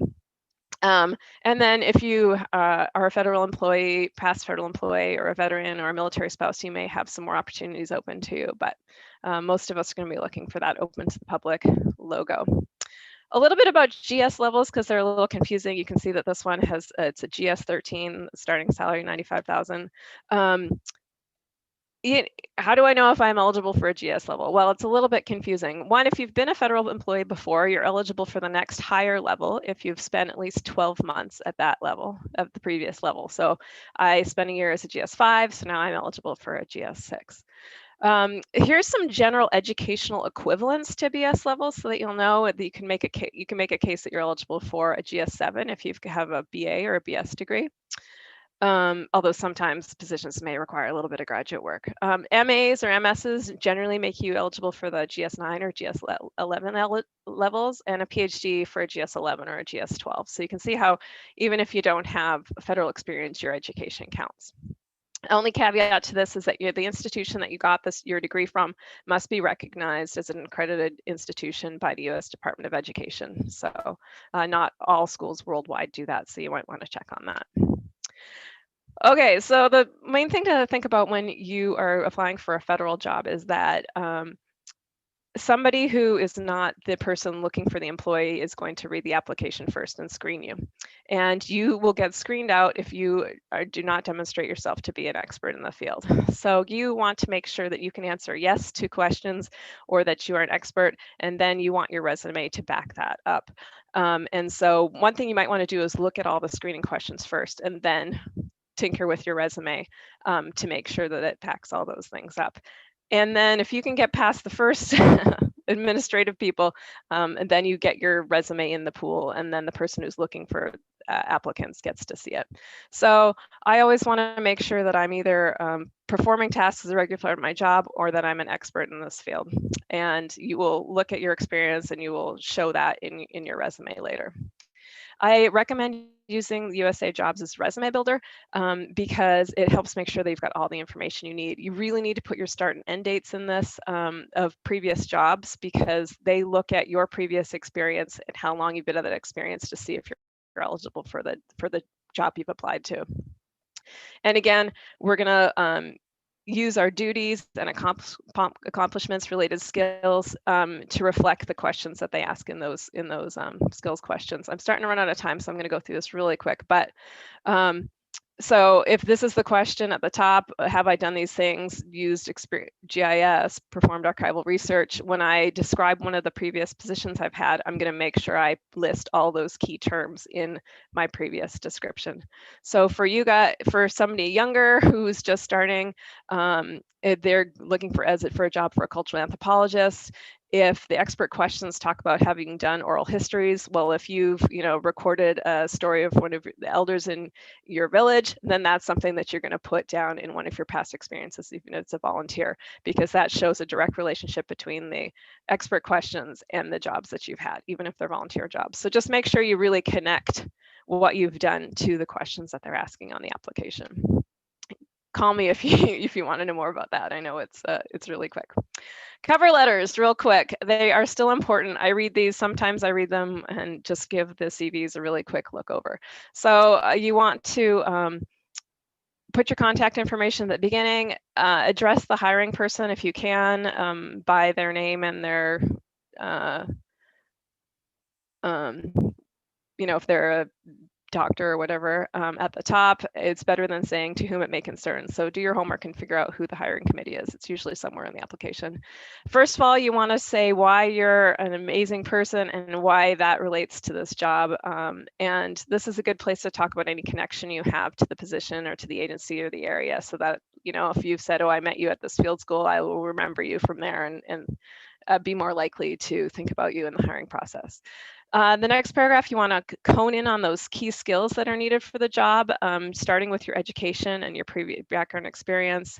And then you continue with any trainings or skills or areas of specialty that you have that make you a good candidate for the position. And finally, I like to hear about people's career goals. I want to know that people are committed to the work in this area. So I want to know that people want to do archaeology for their career. I don't want to just hire somebody who wants to come to Alaska for an adventure. And customize these for specific jobs, keep them short, just maximum 1 page.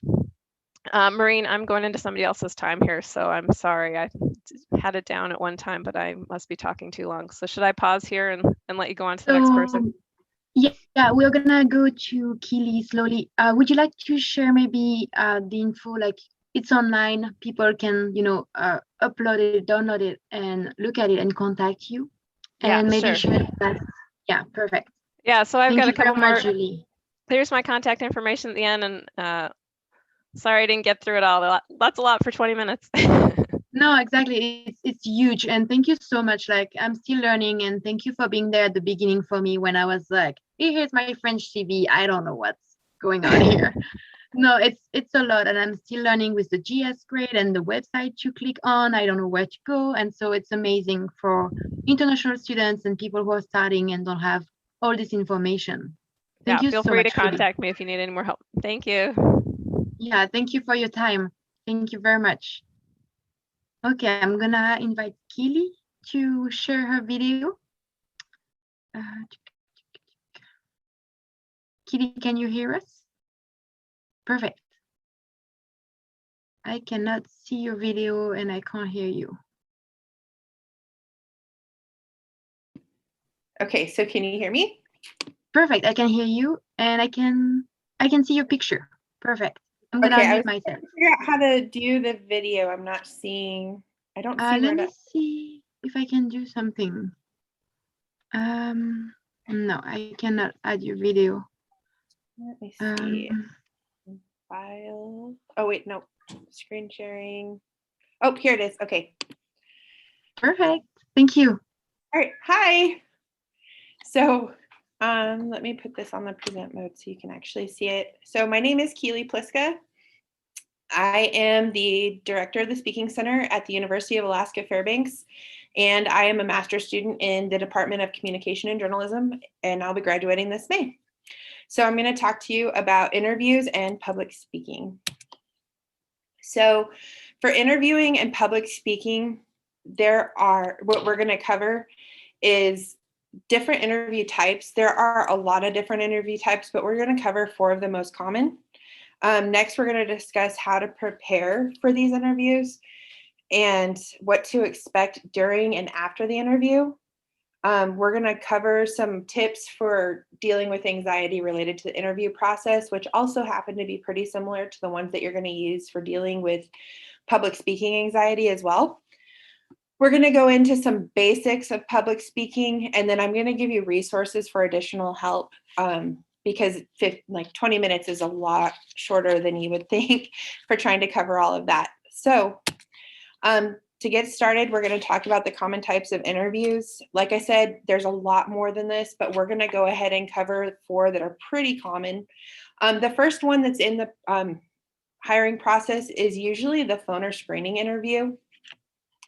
So during this, you're contacted for this screening interview. You're given about a 30-minute time block. Screening interviews generally are not as in-depth as a personal interview or an in-person interview. You should expect questions such as, why do you want to work for them? Why should they hire you? Questions about your previous work history, skills that you possess related to the job that you're applying for, and as other general questions that are just kind of to get to know you. Phone screening interviews are becoming more and more popular. You're seeing them quite frequently, actually. They're often used to reduce the applicant pool to decide if they're even going to bring you in for an in-person interview. Another way that they're doing these screening interviews is by during the application process, they're actually asking you to do a recording of a few questions. This becomes your screening interview in that case. And so you don't actually speak to somebody on the phone or virtually, you record a video that shares with them this information. It is really important to remember that they do use these interviews as a way of determining if they're going to bring you in for that in-person interview, so do take them seriously. So the next one is the psychological or behavioral interview. With these kinds of interviews, the questions are designed to elicit examples of the applicant's skills and experiences that are related to the position. So they're going to allow the employer to determine how the candidate may respond to stressors, pressure, deadlines, other people, and many other things that they're looking for. So an example of a question that you might be asked in a psychological interview would be something like, describe a decision that you made that wasn't popular and explain how you handled implementing it.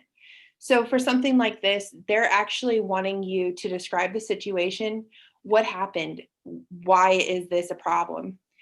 They want to know what the tasks were involved in creating an action to fix the problem and what the result was. And we're going to go over that a little bit more in depth here shortly. But they actually want to know all these different steps. So the third one is the individual and group or committee interviews. These are interesting. They're also becoming pretty common. And there's two different types of these. So with the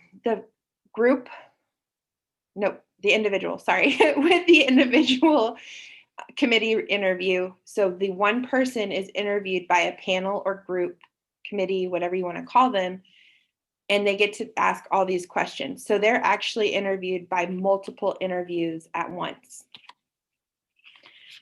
interviewers, and this just kind of allows them to ask a bunch of questions.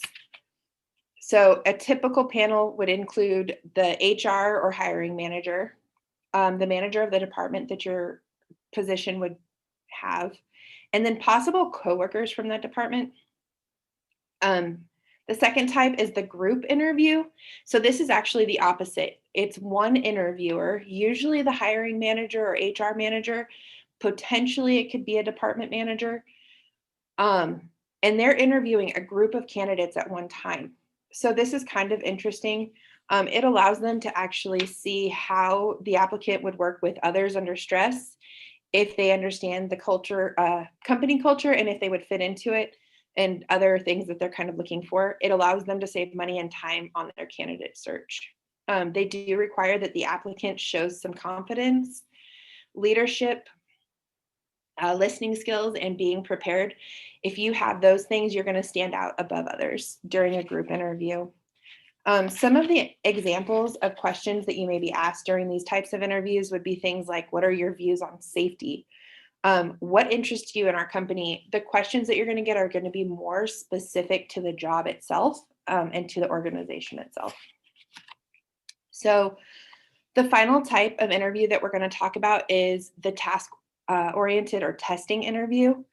So I really enjoy these interviews. They're a really great way for candidates to show what they know rather than just telling people what they know.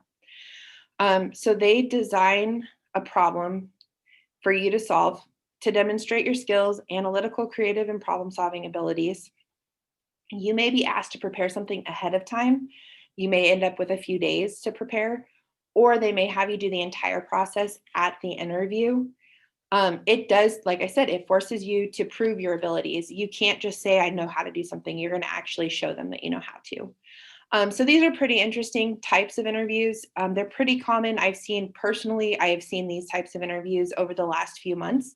So it's a good thing to know and be prepared for. Except that now it's not letting me switch. There it goes. Okay, so preparation tips for these interviews. The first thing that we're going to tell you is know the organization. There are so many things that you should know going into this that you need to pay attention to. So the first one I always recommend is know the mission statement. What is important to this organization? What are they trying to accomplish? Know the company culture. There's ways that you can do that. You can go online and Google them. You'll see what events they've been participating in, press releases, news releases, things like that. You can check their social media accounts and see what they're talking about, and check their website. They usually almost always have their mission statement, but they may have other information posted. So this helps you kind of gauge what the culture is of the company. Know their products and services, know what they sell, know what you're going to be representing if you get this job. Be able to talk about it when they ask you, why do you want to work here? Do you support their product? Do you support their service? How are you going to do that? Research the position.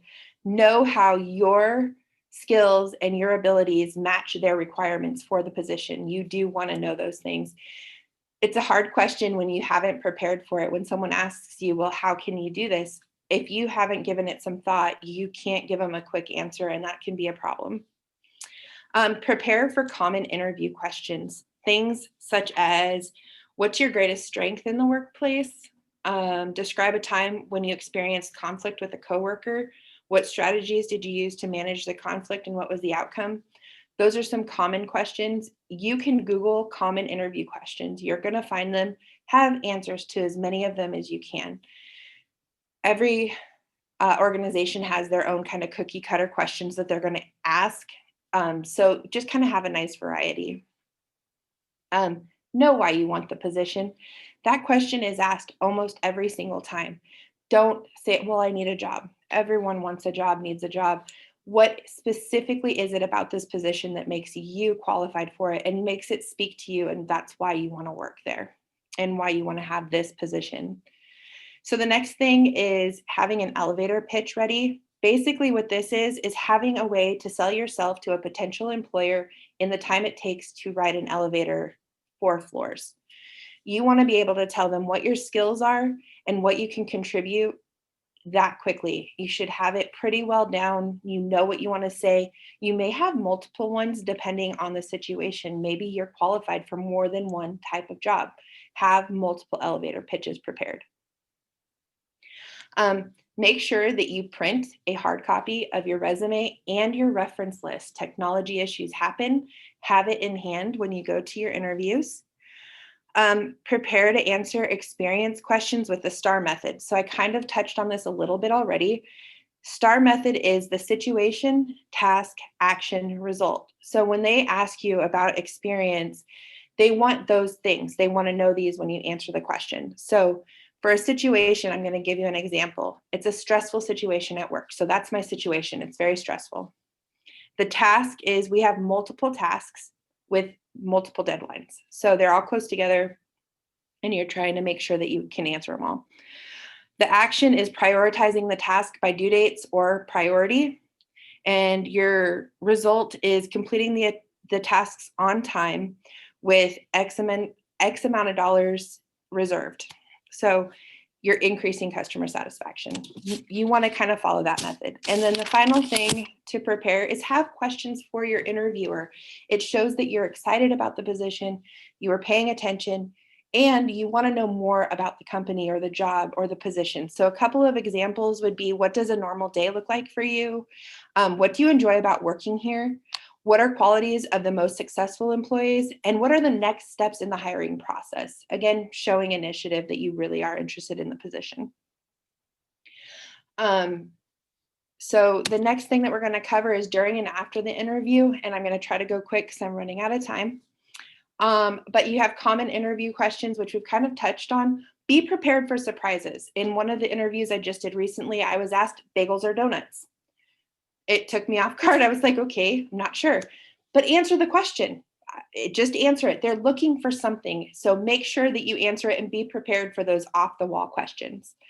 Be prepared for technological malfunctions. Like I said, print a hard copy of your resume and your references.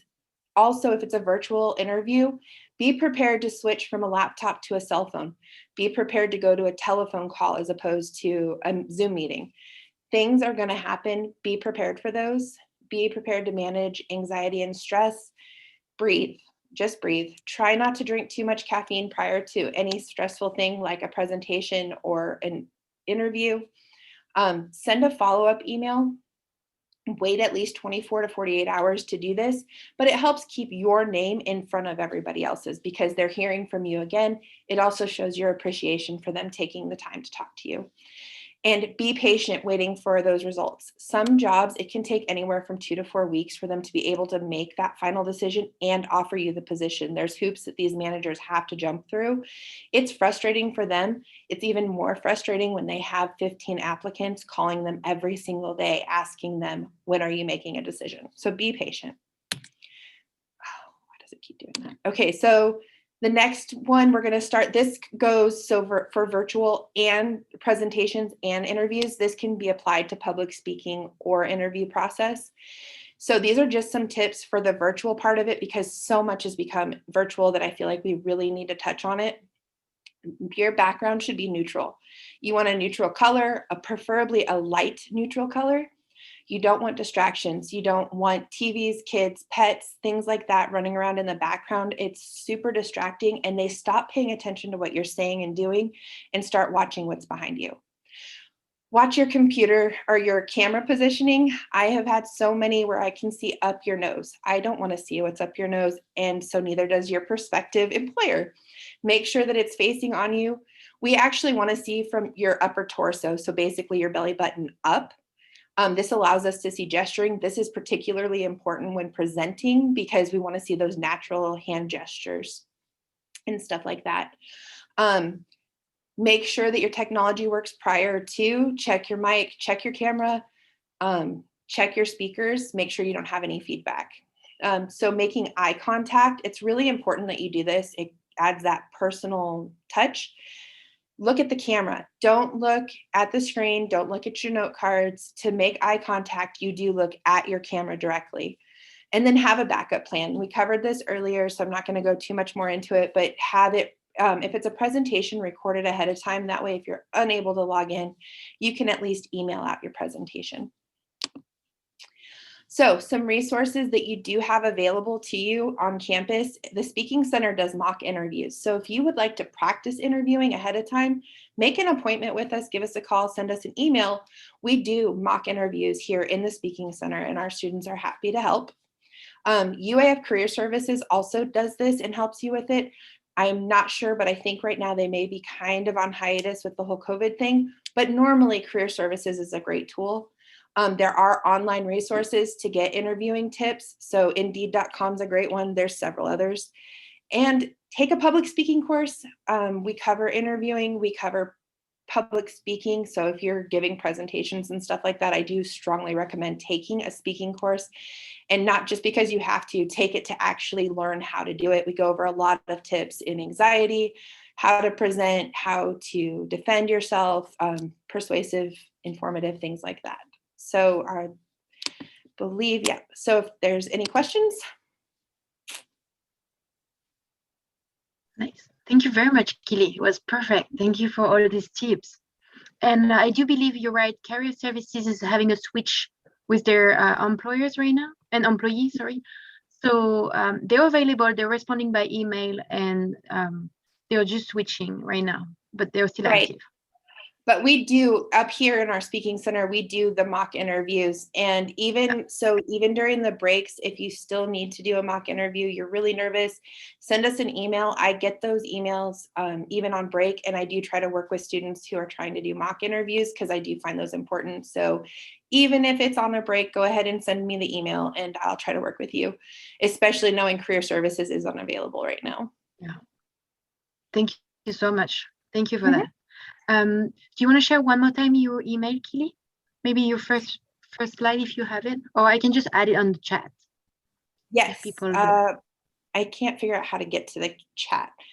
It's KB Pliska, Pliska @alaska.edu. Perfect. I'm gonna share that right now. Thank you. Okay. Yeah. Yep. Wonderful. And you can go it was really great. Website too. Okay. Yep. Does anyone have a question for Keely before we switch? Okay, we're gonna wait maybe after the session at the end. Thank you again very much. I'm gonna switch to the next participant, Christopher Maio. Thank you, Keely. Hi, Chris.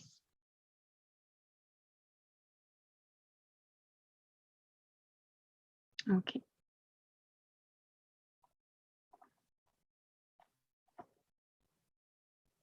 I'm gonna unmute you. I don't know There we if you go. know you're on. Perfect. Hi, Maureen. How you doing? Hey, I'm good. Thank you very much for being here. Good. Thank you very much. So my name is Chris Maio. I'm with the Arctic Coastal Geoscience Lab at the University of Alaska Fairbanks. And I do want to start out just thanking Maureen for organizing this great event and all of the fellow presenters, which I've really enjoyed this morning. I also want to thank all of you in attendance here and also all of the funders that have supported and invested in my research ideas that I put into my proposals. And that's what I want to talk to you about today. So as a little outline for my talk today, I'm first going to give you a little overview of kind of how I've grown as a proposal writer from my very first grant to one I just got word that I'll be receiving. And then I'm going to go into some of the strategies that I've found are really great to put into your proposals. And those include planning, collaborations, knowing that reviewers are people too, synergistic outcomes, which are very important. And then I'll leave some time for questions and discussion at the end. So where I started. So I started out back in 2006 as a student at UMass Boston, writing a one-page travel grant for $500. And this was very new to me. And what that grant got me was a hotel room for 2 nights, fine dining, and conference registration at the first conference I ever attended. So after presenting my poster for the first time at a conference, which was very exciting, I found myself at dinner with a number of different people, including my advisor, but some other professors. There was a nuclear geochemist there. There was an anthropologist. There was a couple grad students and myself, the undergraduate, and just listening to the conversations about all the exciting opportunities in science and the field work that people had been on. And just, the opportunities for myself as I entered science was really exhilarating for me. And I found it just incredible that I could write this, one-page piece of paper that would allow me to come to this conference, which was an adventure, and do the things that I really loved. So this really planted the seed for me and really helped me to realize that I had found my passion. And it's something to note that, this was just a really small grant, but this is what really planted the seed for me moving forward. And so starting small is where it's at, and then growing from there. So after that grant, I wrote dozens of proposals, and I wanted to put a list up here of just the proposals that have been declined that I wrote just over the past 6 years. Many more that were declined.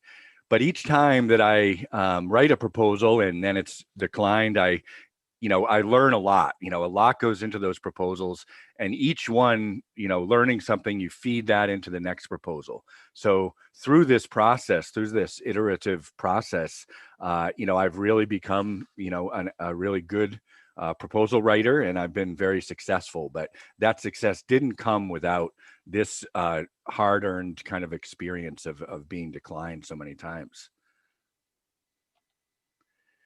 So where I find myself today is just recently, I got word that I'm going to be funded to do a very exciting project that includes going on a research ship, the research vessel Sekuliak, and traveling from Seward to Adak to collect sediment cores to look at paleo storm and tsunami records. And, this proposal really culminated from all of the experience I've had since 2006, all the lessons that I've learned. And this was the third time. So this was the third submission of this proposal. So it had gotten better and better with each submission. And the third time it was, in my eyes, nearly perfect. And fortunately, in the eyes of NSF, it was also looking really good. So, this shows you that from that little travel grant that you might write, that could lead to these incredible opportunities and possibilities. So really, proposal writing just can open the door for just, incredible adventures for you. So thinking of some of the strategies that led to this success, I wanted to cover some of these, and this could be a whole workshop in itself. And, the first one is planning. And so, there's no proposal that isn't stressful to write. There's a lot of moving parts. You're, having to navigate things you might not be familiar with. There's letters of support, all these different things. But planning ahead is really key to lower that stress.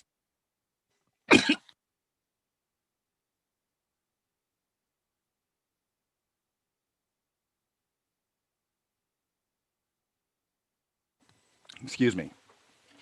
So planning ahead is really key. And that part of that is reading the instructions. So looking at your RFP, which is the request for proposals, and excuse me, and understanding the instructions really clearly. So you really want to be one with that RFP and know just what they're asking for.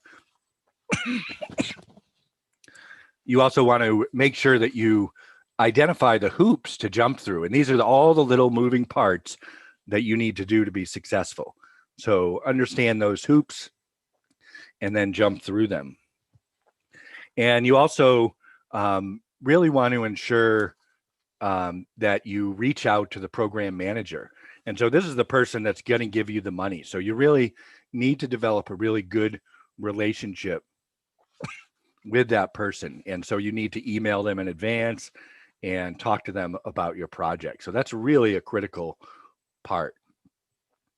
I'd also say that, you want to embrace the actual thrill of writing this grant with a deadline. So it's really exciting to be able to pitch your ideas and potentially get money for those. So I encourage you to embrace that kind of mentality and the fun of actually writing these proposals.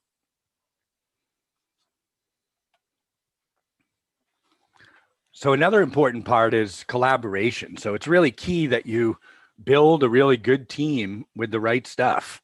And so, this team, on a bigger project could include folks like other professors, organization leads and things like that. If you're looking at a small research proposal, this could mean that you are, including your advisor, you're including, say, an expert, say you are going to be producing a map of cultural resources. So it would be great to have someone on that was an expert on that, and can kind of demonstrate that you have all the team members you need to be successful. You also want these good collaborators because you want them to help you write the proposal.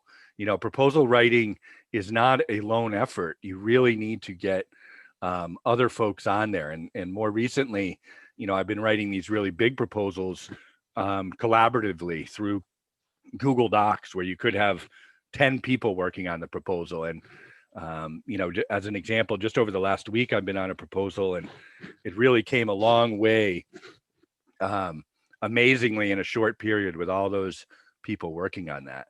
So the team that you assemble is really key. And you want to, as a early career researcher, you really want to convince the reviewer that you have the team to successfully complete your project safely, and that you'll also have the team that's going to mentor you. They want to know that you're going to not just be thrown out in the wind and thrown out in the middle of nowhere in the field with no protection, no advisors or anything. They really want to know you're going to be safe, that you have the people that are going to support you and mentor you. So that's really important in early career proposals. And generally, you want to work with people that you like. So, choose a good team because it's really supposed to be fun. So, this is another important point is that, reviewers are people too. And, these cartoons I have over on the right kind of shows, what these reviewers might look like. They're often very stressed.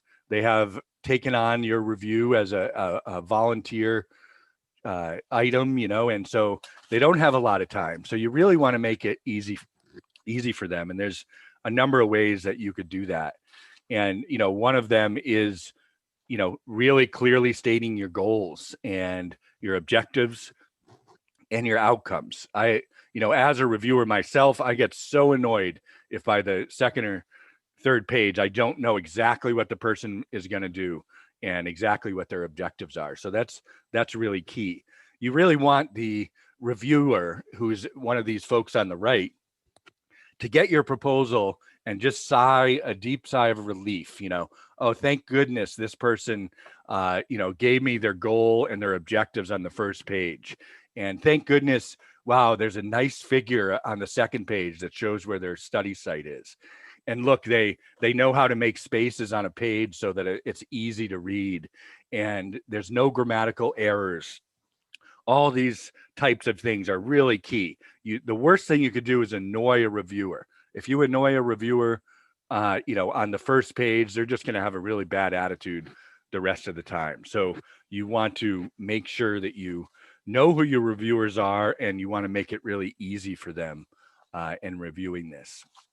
And generally, you want to think it's all based on the merit, right?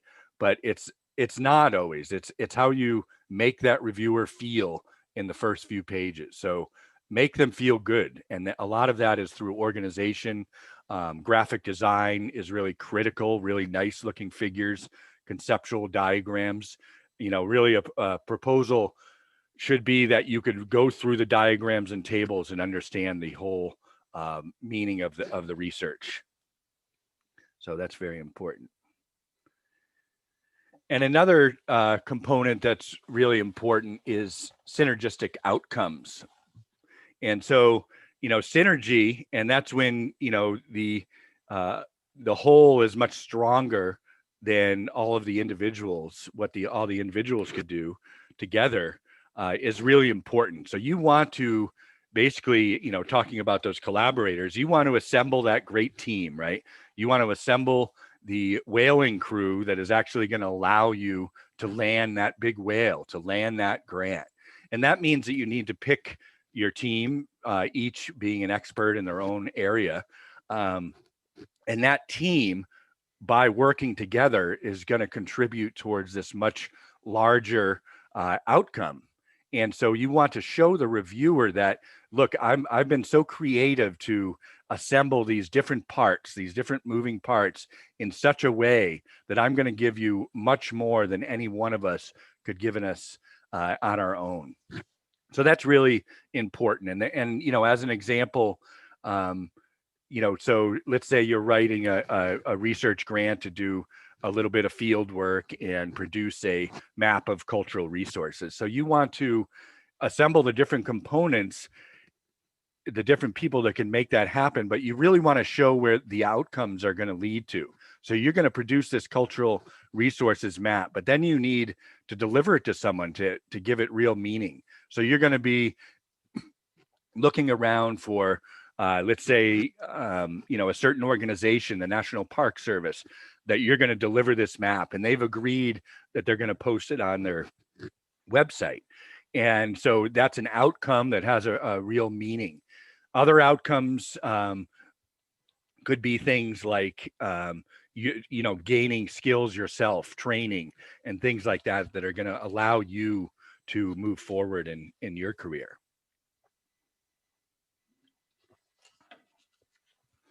And, one of the things you want to think about is that, you basically want to convince the reviewers that not funding your proposal would just be ridiculous, right? Because you're showing them that you're going to have so many great deliverables and so many wonderful outcomes. There's just so much synergy involved that they would just be nuts not to fund it. And, you know, that can be difficult, but if you have that idea that you really want to show that those benefits, those societal benefits, and is really important. And that brings me to something else, that these benefits shouldn't just be science. You know, we want broader impacts. We know how the world is today. It's not the greatest place in some ways. And so as scientists, we want to show that the investment in us is going to improve the world. It's going to lead to these broader outcomes. It's going to, you know, move society forward in a positive direction. So that's really important to do. And so just to summarize some of these points, and then I'll take some questions, hopefully, you know, really get enthusiastic about these opportunities. You know, being able, as I said, to write something and then have someone invest in your ideas is incredibly rewarding. And it's not just good for your own research, it's good for your career. It looks really great on your resume to be able to put that. And it's going to show is very good both for in an academic setting, but also in a career setting. People like to know that you could write and have someone give you money for what you've written. Learn to accept rejection. You know, proposal writing, you know, you rarely get funded on the first shot. And so you need to kind of put your nose down and get into the grind, revise it, resubmit it, recycle ideas, and move forward. So, you know, really identify those RFPs that you're eligible for, and then just start fighting and aggressively jumping through those hoops to get there. And so that kind of leads me to the next point. Do your homework. Remember, do your homework, look for those RFPs. And that's really through, you know, word of mouth. Usually ask your advisors, ask your friends, you know, what funding opportunities there are. Look for old proposals that have been submitted in the past.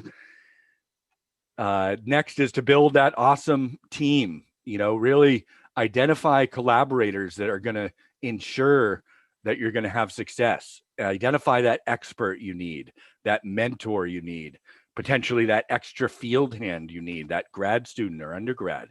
Make a team that really gets people excited about giving you money.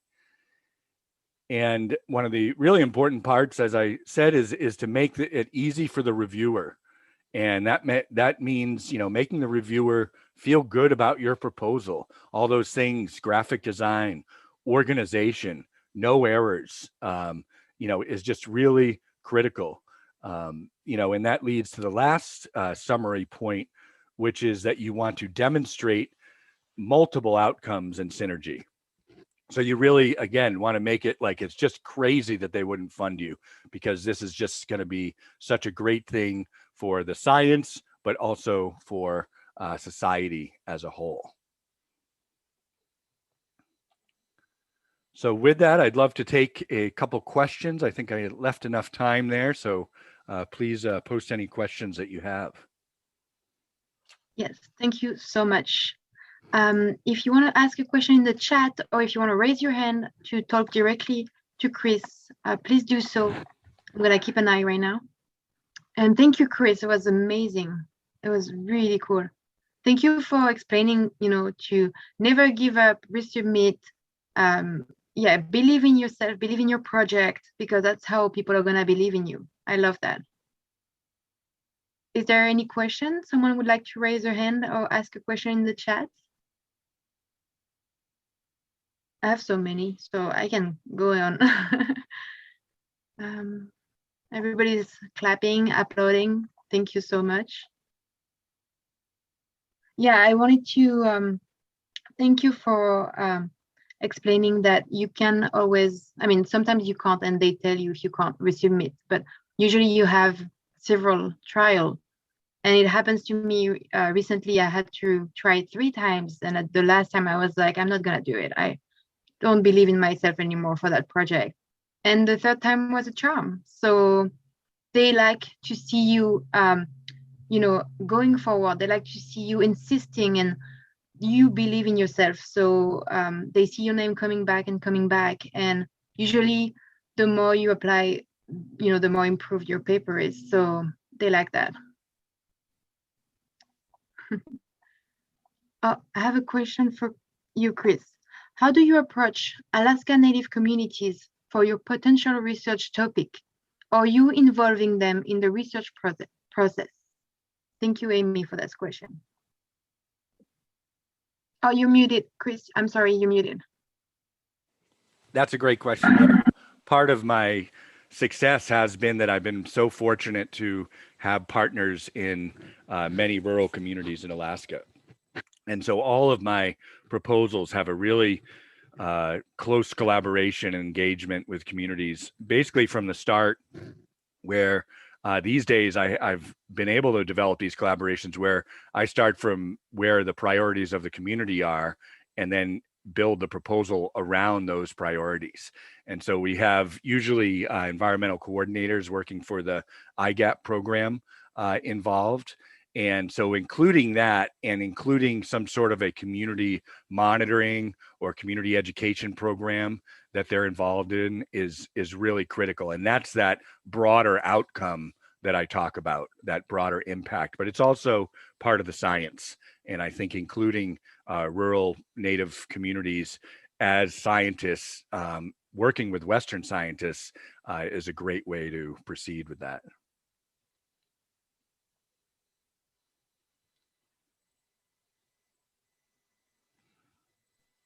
Thank you very much, Chris. Thanks a lot. I think, yeah, thank you. It's 11:40. We're gonna switch to Elisabeth. If Elisabeth, you can hear me, can you share your video and your screen? I give you access to, perfect. Thank you so much for being here. Hi, everybody. And thank you, Dr. Maio. Your talk was actually a perfect lead-in to what I'm going to be speaking with you about today. There's a fundamental aspect to writing proposals, which is to indicate your ideas and willingness to reach out to the public, who ultimately we all serve in science. So I'm going to be talking to you about reaching out, why and how to engage the public. I'm a professor of geosciences here at University of Alaska Fairbanks. I shouldn't say here because you might not be here. I'm also a science writer. So I actually, kind of partway through my PhD, I took a year off and got a master's certificate in science communication from the University of California, Santa Cruz. And maybe at the end, I'll show they actually just had I got an announcement from their email listserv about science communication opportunities that are coming up.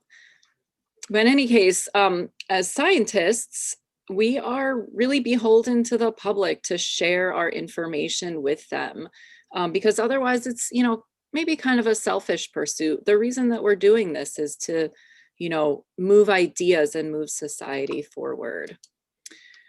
So I wanted to start actually with a question to everybody, which is, I'm curious, so I'd love to have you put it in the chat and we can talk about it at the end. Where do you get your news from? I'm curious too also how often you check your news, and do you generally have faith in what you hear or what you read? So post that in the chat.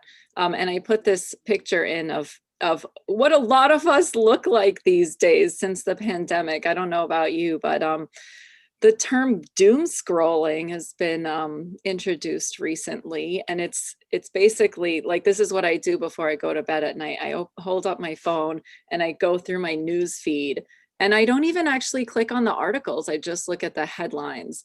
This is not really what we're hoping for, I think, in communicating to the public, and I wonder if it contributes to a little bit of a sense of dread and maybe loss of faith in some of the mass media. I mean, we're constantly inundated by information, but we also constantly consume information. It's a pretty interesting conundrum. In any case, you know, it turns out that Americans' trust in mass media is falling. It's not at the lowest it's ever been. In 2016, we were at a low of about 32%, but it's kind of shocking to see that, you know, of the people who either don't have very much trust or have no trust at all in mass media, we're at 60%. More than half of our population do not trust what they read in the news. Now, it looks kind of grim. This is a Gallup poll that was done just last fall. It's a random sample of 1,020 adults, right, aged 18 and older. This is something as scientists, I think we want to understand where information is coming from that we're being read and understand how to parse it a bit. So 1,000 people, is that really, we don't know, is that representative of the whole population? 70% of the respondents were cell phone people who answer their cell phone and actually respond to a poll. I don't do it myself. Right? Like people call and like, that's a poll. Sorry, I don't have time. 30% were landline respondents. They were selected from across all 50 states using this random digit dial method, right? But if we have faith that, you know, Gallup that runs these polls commonly are kind of taking the heartbeat of America, then I think we should be concerned that there's this precipitous drop in trust of mass media, such that actually just over the last couple of years, there was a 10% drop. And this is by party affiliation. So Republicans, apparently, it turns out, trust mass media a lot less than Democrats do. And I'm not saying this to pick on anybody's particular party, but just that as scientists, what we hope to do when we communicate with the public is to communicate to all parts of the public, regardless of party affiliation, regardless of religion, regardless of whatever, you know, adjective you could use to describe somebody. We want to communicate with everybody, and we want to communicate in a way that will resonate with them, that will appeal to them. So this looks a little bit grim. I have one last chart here showing that by age group, adults in the somewhat lower age bracket tend to have a lower faith in mass media than people in the older 50 and older age bracket. So another demographic. Again, we want to appeal to all ages. We don't really know much about what's appealing to people under age 18 because I think a lot of these polls have to don't address minors, but certainly, you know, people coming through high school, we want to know what they're interested in. We want to know what we want to build faith in younger age groups as well as older age groups, because those are the students that we're going to end up educating through high school, through college and beyond. Okay, so it's not all grim. If we don't necessarily trust news in general and mass media, who is it that we do trust? And here's a very actually heartwarming poll results recently. Okay, the military, we tend to have faith in the military, and for the most part, it's not shown on these particular graphs, but it turns out law enforcement is fairly well trusted as well. But, you know, between a great deal and a fair amount, we're looking at 90% of people who have faith there. Scientists, yay! We're at above 75%. So that's really promising as well. And we tend to trust our educators, K through 12 principals and superintendents. So even though news media is low, it turns out elected officials are low on the trust scale there, but that educators and you know, people that we think are charged with protecting us that tend to have a lot of trust. So, and then if you look at the graph on the right, science agencies again, this is just another poll. It was a fairly intensive study conducted by University of New Hampshire back in 2017, but hopefully things haven't changed extraordinarily in the past 4 years, that science agencies tend to be trusted.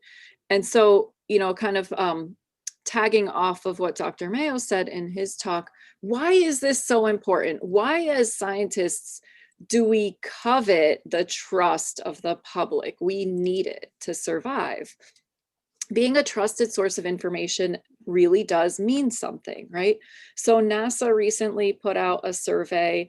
Should NASA Earth observations be expanded, continued, or cut? And again, this is party affiliation, and we can regard that. You could put in any political candidate in here besides Trump. It just happened to be from 2017 during that presidency. So of Trump supporters, most did not believe that NASA's operations should be expanded. But among all others, to independent or whatever other party affiliation, a significant percentage more thought that they should be expanded. NASA wants the public to trust their science and believe that their science is important so that their services can be expanded or at least stay the same, right? That they're not looking at budget cuts, that they continue to expand and explore. You know, and that's relevant to understanding our climate as well as outer space, right? Because, you know, we're living now in a time of we're entering a time of climate uncertainty, and NASA, you know, is at the forefront of understanding some of these systems. Okay, so that's, you know, kind of the introduction to why we should care about people listening to us as we do our science. We want to share our understanding, right? What you need to sell coming into the world of science and discovery is basically, you know, what Dr. Maio just covered in his talk: intellectual merit, the potential to advance knowledge. You convince your peer reviewers, who are scientists similar to you, of the merit of your proposal, of the science you're proposing to do. But oftentimes a funding agency, they're reviewing a lot of proposals and they're seeing, you know, a lot of proposals that are being judged merited as very good or excellent, right? So how do they end up making a decision about who they're going to fund? And it will often come down to what is your broader impacts, what they call broader impacts plan. Broader impacts are, I'm just reading this off, the potential to benefit society and contribute to the achievement of specific desired societal outcomes. What does that actually mean, right? So here are some examples of outreach. This is what we're trying to do. This is what you're trying to do to make a difference in the world. What more could any individual possibly want than to improve the world that we are living in? There's a lot of ways to do this. And so this is a list of examples that I found from the NSF statement on broader impacts. You want to have a clear goal in mind. Just like with your science, you have a clear goal for your science. You want a clear goal for how you're going to communicate that science. You want to improve STEM education and educator development. Absolutely. You want to increase public scientific literacy. You want to improve the well-being of individuals in society, develop a diverse, globally competitive STEM workforce, increase partnerships between academia, industry, and other entities, enhance infrastructure for research and education, encourage full participation of women, persons with disabilities, and underrepresented minorities in STEM. This is your goal. This is the next happy STEM generation. This is my gratuitous plug for my kids and my nieces when we visited them in Singapore. I would love to see my kids grow up and be employed in a STEM field and contribute to society in any or all of these ways listed, right? You are not alone in doing this, right? You do not have to reinvent the wheel, but I put on here, if you'd like to, I'm pretty darn sure we could use some new sets of wheels, right? We need creative ideas. If you work on a university campus like UAF, this is actually just a small sampling of resources that are available to you. eCampus provides tons of resources related to course design. So a lot of movement nowadays is towards teaching online, and just like we're meeting online right now, you have the potential to reach a very large audience. On the right over here, the graphic that I'm showing is actually from something that eCampus helped me work with. So they have a student intern who's a graphic designer, and she's working with me we've created an interactive game for teaching magma chamber processes in geology. And so there's a whole deck of this is the game board, and then there's a whole deck of cards that we have as well that goes with the game. And she's done just an amazing job. And I'm really excited to bring this into the classroom. There's an office for K-12 outreach. I actually just spoke with the director the other day. There's a program called Educators Rising, and they're more than happy to connect you to teachers in the classroom who every now and then are desperate for information they want what they're teaching in the classroom to be relevant to students as they move up through life and enter the workforce, right? And then the bottom link over here is university relations. This page actually has something like 20 different resources on it, because within the university, there are public information offices for all different entities. Like Geophysical Institute has its own public information office. Each of the colleges has their own public information office. So I wanted to, I'm actually pretty much wrapping up here, but I wanted to take this opportunity to show one thing that I developed. So 3 or 4 years ago, it was actually a 4-year program for Earth Sciences. I was one of the co-directors for this organization called EarthScope. And we wanted to kind of leave a legacy of the science that was uncovered during this $20 million 15-year project. And so this was my brainchild, was creating an interactive map of what scientific discoveries were enabled through the EarthScope program that was funded by NSF. So I will change my screen share here in a second so that you can see it. We want to communicate with scientists. We want to communicate with the public. So here we are in Alaska. Let's see what we discovered in Alaska. And you can click on any of these buttons and you can find out, oh, okay, so somebody did some EarthScope funded science on slow earthquakes. So we'll learn more about that. And there's a summary version of it that's designed for the public, 2-3 paragraphs. And then there's a scientific version that we put on here for scientists who might want to find more resources on this. And then this is actually the abstract that the scientist wrote. So we employed science writers, graphic designer, etc., to translate the science into the summary version. And then there's a number of local photos as well. So this is actually from the Minto Flats area, understanding the fault zone of the Minto Flats. Okay, so I'll move back to the PowerPoint. Okay, so this is a resource that our target audience was teachers who might want to teach about earth science discoveries, other scientists who might want to know, what are some science, discoveries through the program, and any member of the public who's interested in, what geological things are happening in their backyard. I used to go to meetings, and at the booth, at our EarthScope booth, the number one thing people asked when they came to the booth was, hey, what did you guys discover, in Wisconsin, where I live? I'm like, I'm sure we discovered something, but I don't know what. But now, somebody from Wisconsin could go on here and go, oh my gosh, look at everything that EarthScope enabled us to discover in Wisconsin. So with that, I wanted to open this up to questions and discussion. I really, really am interested in where people get their news from, because I want to feed directly to that place. So I just wanted to thank you. This is just a screenshot from the Sociology and Anthropology Department of George Mason University, but this is our future, scientists who are going to educate the public. So thank you very much. Thank you, Elisabeth. So we have a lot of people responding to your question. Let me read them for you. Charlotte shared, I follow ADN and other news outlets on social media mostly is where I get information from as well. And we had Amelia saying, check every morning TV news and every evening news, then Facebook after work.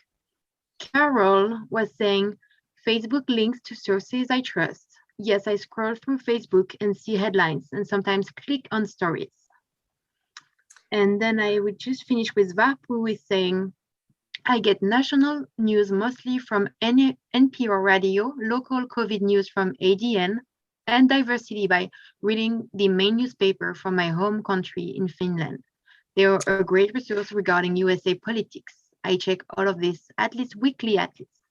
And Mary shared NYT, daily updates, other online news articles, and sometimes friends who share articles. Yeah, And you have a yeah, quite interesting to me. I mean, I'm one of those people who got stuck in Facebook land. So I also just scroll links that my friends that I trust share, and NPR, listen to it on the way in. So it's actually very heartening to see that the audience here, for the most part, is turning to what mainstream media would consider trusted mainstream media sources. Yeah. And Kara is asking a question for you. Do you feel funders are moving past the era of extremely variable broader impacts to an era of research that finds ways to be more actionable and inclusive early in the research process rather than a checkbox at the end of the list? I can copy that for you. Yeah, that is a really interesting question, and one that I think really testifies to the two different audiences of the proposal, right? So you have the audience that's your peer reviewers, and I feel like we're still a little bit stuck in the paradigm of the peer reviewers reviewing the science part content of the proposal 100% and being somewhat dismissive of the broader impacts part.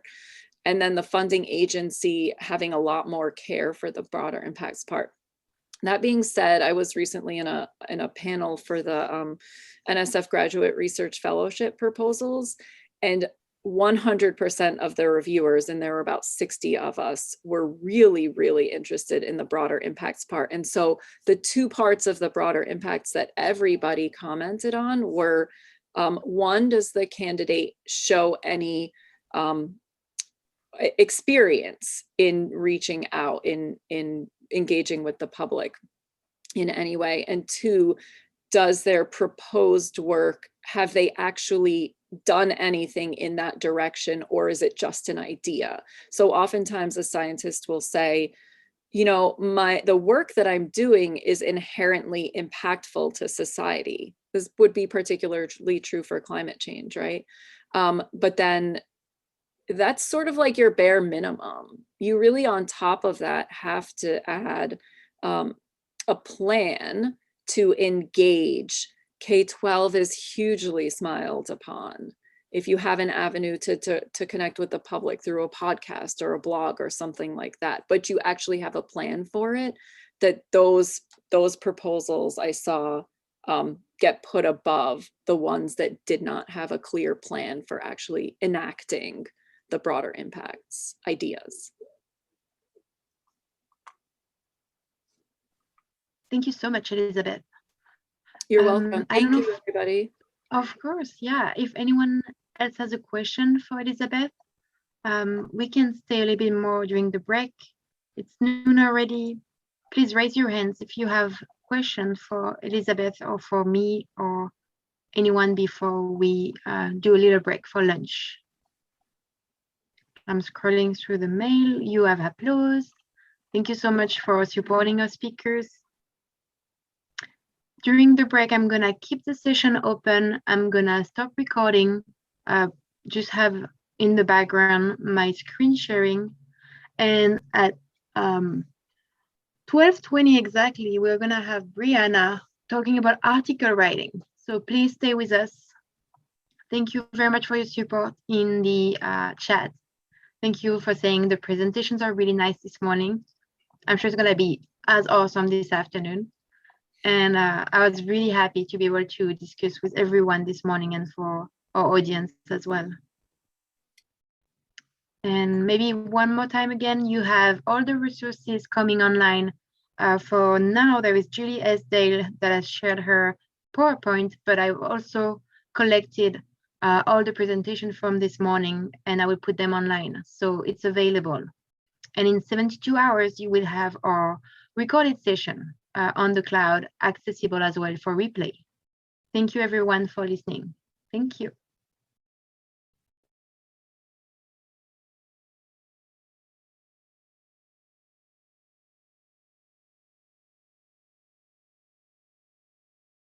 Resume. Perfect.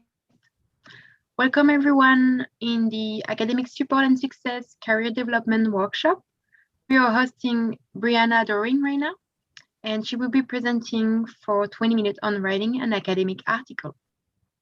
That's right. Thank you so much for having me. I'm just really thrilled to be here. And I also want to acknowledge that I am currently on the University of Wyoming's campus, and that it occupies the ancestral and traditional lands of the Cheyenne, Arapaho, Crow, and Shoshone indigenous peoples, along with other native tribes who call the Great Basin and Rocky Mountain region home. We recognize, support, and advocate alongside indigenous individuals and communities who live here now and those forcibly removed from their homelands. So yeah, just wanted to get that acknowledgement in there. I've been really, thrilled to hear everybody's talk so far. I feel like I've learned a lot. It's been really exciting for me. And now I'm looking forward to sharing a little bit about what I know. My name is Bree Doering, as Maureen said, and I've co-authored or solo authored about 4 publications since 2017. So I'm still pretty young in my career. But basically when I say solo or first authoring, it just means that I was the person responsible for writing and submitting that manuscript to the publisher who then accepted it. And because I'm pretty early in my career, I'm sure that lots of other folks here in the audience, some of my co-presenters as well, have different advice, potentially, additional advice certainly, and tips that you should definitely seek out. So this, I hope, will begin a conversation amongst the experts that we have in the room, in the organization, at the conference. And this is kind of your invitation to go and bother those people who know about article writing and get their tips. So first I want to say congrats, because you and maybe some colleagues have finished a major research project and you have some significant new results that you feel ready to share. So you're thinking, where do I begin this article writing process? I know it sounds hard, but where do I start? So we're going to go through sort of the 5 central steps as I look at it in terms of preparing, submitting, and then ultimately publishing a manuscript. And part of this is because when I first started grad school, about 10 years ago, I felt like publishing was some sort of mysterious practice that really only wizened professors could take part in. It felt sort of like a secret, kind of like blocked somehow. And it was really only through doing it myself that I learned it's really basically just writing a term paper with some more hurdles, time, and extra feedback. So for those of you who are in the audience and feel like publishing is hidden from you, like behind a curtain and a sign that says, you must be wizened to publish, I hope that I can help to pull back that curtain and enlighten you a little bit as to the actual, what it looks like to publish a paper. So let's get started. This will take about 6 to 12 months to do, so we should probably get rolling now. So first, you might want to think about why you want to do this. Some of you might be thinking, oh my goodness, I'm going to have this published article. I'm going to be in these journals. I'm going to be rich. I'm going to be famous. That's not really what we're doing here. There are a lot of great reasons to publish a paper, though, aside from fame and fortune.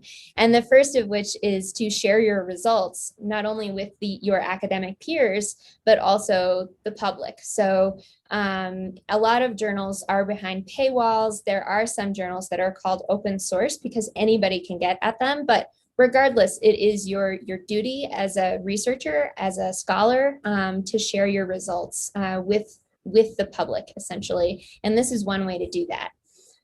It can also help you finish your degree, especially if you're a master's student or a PhD student. A lot of programs have requirements built up around publication.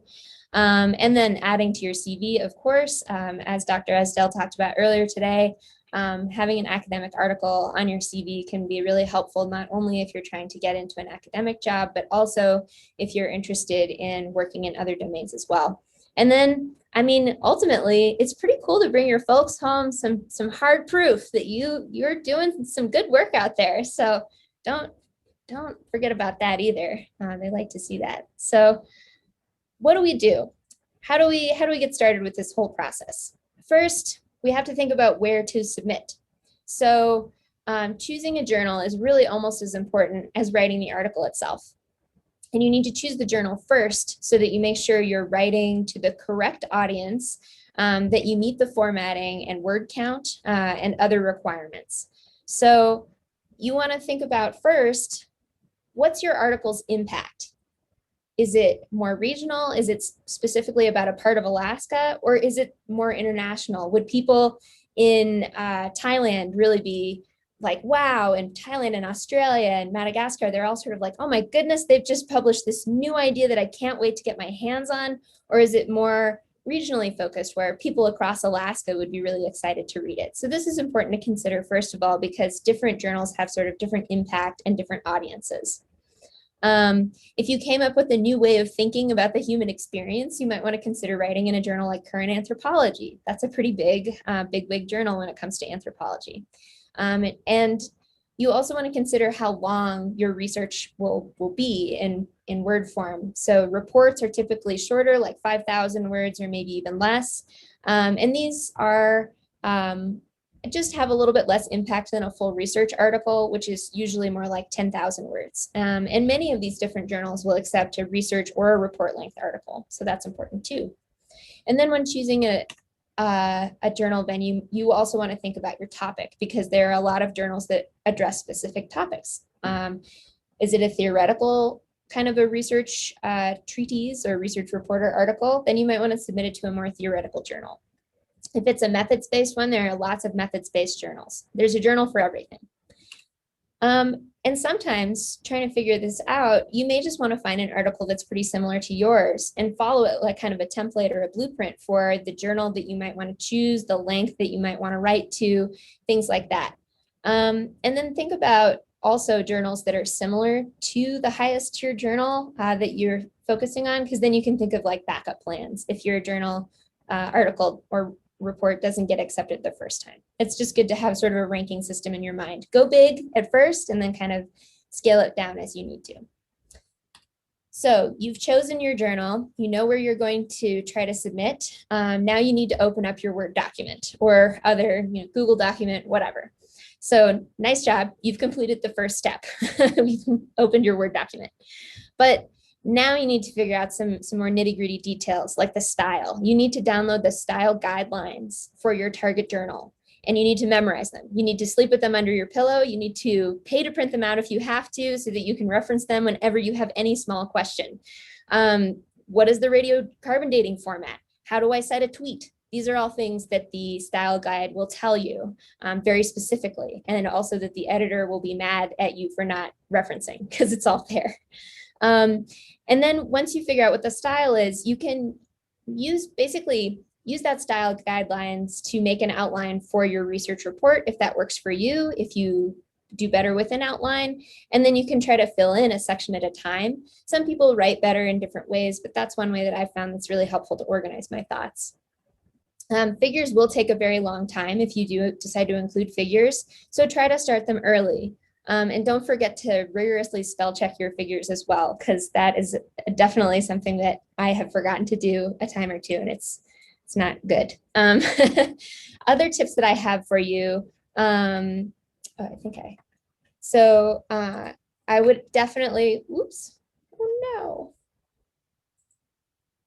I would definitely recommend that you use Zotero.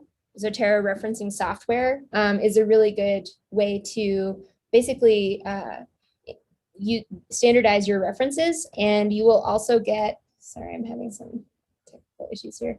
You will also get that way an automatically generated bibliography, which complies with the style guidelines of your target journal. And that is incredibly helpful. And Zotero is free, which is the best part about all of that. So definitely use Zotero. And then you can also use this cross-reference tool to automatically update the numbers in your figures, which is, again, something that is a pesky thing to deal with on your own. So what's next? You're getting ready to submit now. You've got your manuscript. You've got a nice draft. Your co-authors or mentors and colleagues have read drafts and told you that it's good enough. It's just about ready. So your colleagues say, yay. At this point, you need to get out your fattest red pen and your English majorist friend to proofread and copy edit your manuscript in exchange for cookies. So find them and pay them in cookies. Read your manuscript out loud. This can help you to find those missing words. Definitely count your figures. Make sure that they are all referenced and numbered correctly. Use your spell check. Trust spell check. It is always right.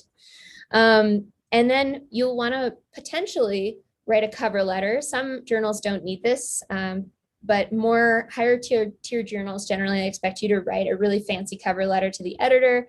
Basically, this is one page written on letterhead with your bona fide actual scanned signature on it that says what the article is about. So after you've done that, all of that, you can upload your manuscript and figures. Make sure to reference the style guide for the correct resolution of your figures in the correct format. And then usually the journal submission portal will make a PDF for you that you will actually submit. So this will start with your cover letter and then go through your manuscript and then have all of your figures and sources and whatnot. I would definitely recommend that you use line numbers at this point. Not all journals say you need to do this, but it will be so much more helpful when you get your comments back. After this, you've uploaded your files. It may take you 18 tries to upload that PDF because ultimately you'll find a mistake 17 times that you need to fix. But it's good to review that final PDF a few times and then you'll upload it. And then your job is to go out on the town because you did it. You wrote a manuscript and you submitted it, especially if it's your first one. That's a good excuse for you to go dancing. So that's great. All right. So now you'll have to deal with the peer review process. After you submit your article, the editor will send you a message to say they've either sent it out for review or they decided it's not within the journal scope. If it's not within the journal scope, you have to basically do steps 1 and 2 all over again. But let's assume that they send out your article, which is great. 4 to 10 weeks later, you will get your reviews back.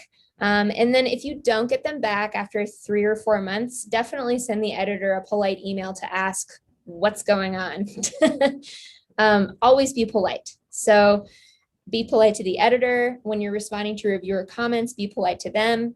Even if they are tearing you to pieces, remember that this took some time on that reviewer's part. And even if you don't want to read it, it's important to be polite and respectful to the person who wrote it. It's maybe not something to be grateful for, but it is something to be respectful of. But also be polite to yourself. What I usually like to do is I'll read through all the reviewers' comments once, and then I'll kind of set it aside for a few days, and then I'll read it again. Because the first time I read them, I always feel like it's worse than when I read them subsequently. And so it gives you a little bit of a soft entry into the reviewers' comments. When you get the reviewers' comments, input their comments into a list or a spreadsheet so that you can kind of rank them by the difficulty of how difficult it will be for you to address the comment, for you to fix whatever they want you to. You can also organize them by topic. Or you could just simply print out a list of comments and then cross them off as you address them. But basically, as you tackle each comment, it's sort of like checking off a to-do list. So treat it like a to-do list, and make sure that you do, even if you don't respond to every comment by changing something, you have something to tell the editor about it. So I decided that this figure that the reviewer 3 wanted isn't necessary. Politely say they were asking for way too much, essentially is how you do that. You don't have to do everything that the reviewers tell you to, but you do have to politely say why you're not doing it. So this is an example of one table that I made for an article that I submitted and had accepted. If you're curious, I'm happy to tell you more about this. This might be a little bit more intense. You don't need to do this if you don't want to, but I find it is a helpful way to organize things. And then if you have line numbers, you can see here, you put your line numbers in here and you can show the line number and where you changed it. So you've gone through, you've done all these things, you've completed your checklist, and now you need to get out your red pen again and reread it and make sure you don't have any comments. Bring that English major friend cookies, get them to read it again. And then you'll basically do the same thing. You'll upload your edited files and then a letter to the reviewer, line by line, saying exactly what you changed in response to each of the reviewer's comments, or what you didn't change and the reason why. The editor may or may not choose to send it out for a second round of reviews. I have a colleague here who is unfortunately undergoing her 8th round of review on a co-authored manuscript. I would say that's extreme, but that can happen. So essentially, you'll do the same thing. You'll upload, you'll proofread that PDF before you submit it one more time, and then you'll take yourself out for a night on the town again. So go dancing again. You're about to be famous. You've submitted, you've responded, you've done it.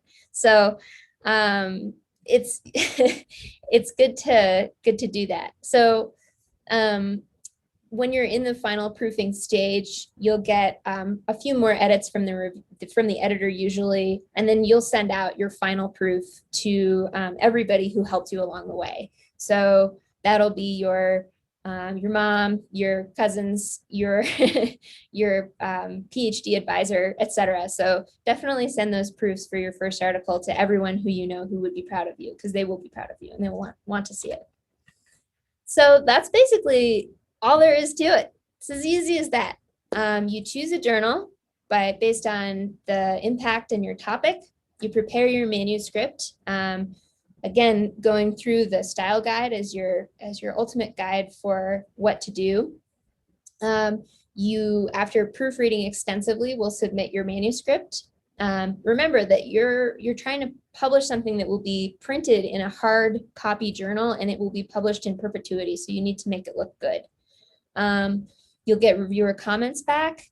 You'll feel hurt at first, but then you'll realize that a lot of them are true and that it will make your paper better. So you should do them.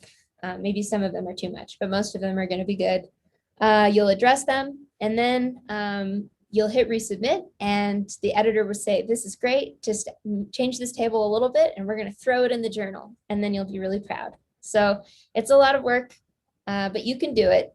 And now you can kind of see what's behind this curtain. It's not as mysterious or complicated as you think. It's basically like submitting a term paper, as I said before. So remember to ask lots of questions of everybody who you know who's done this before. Everybody has a unique strategy, and they can find different ways to help you tackle this task.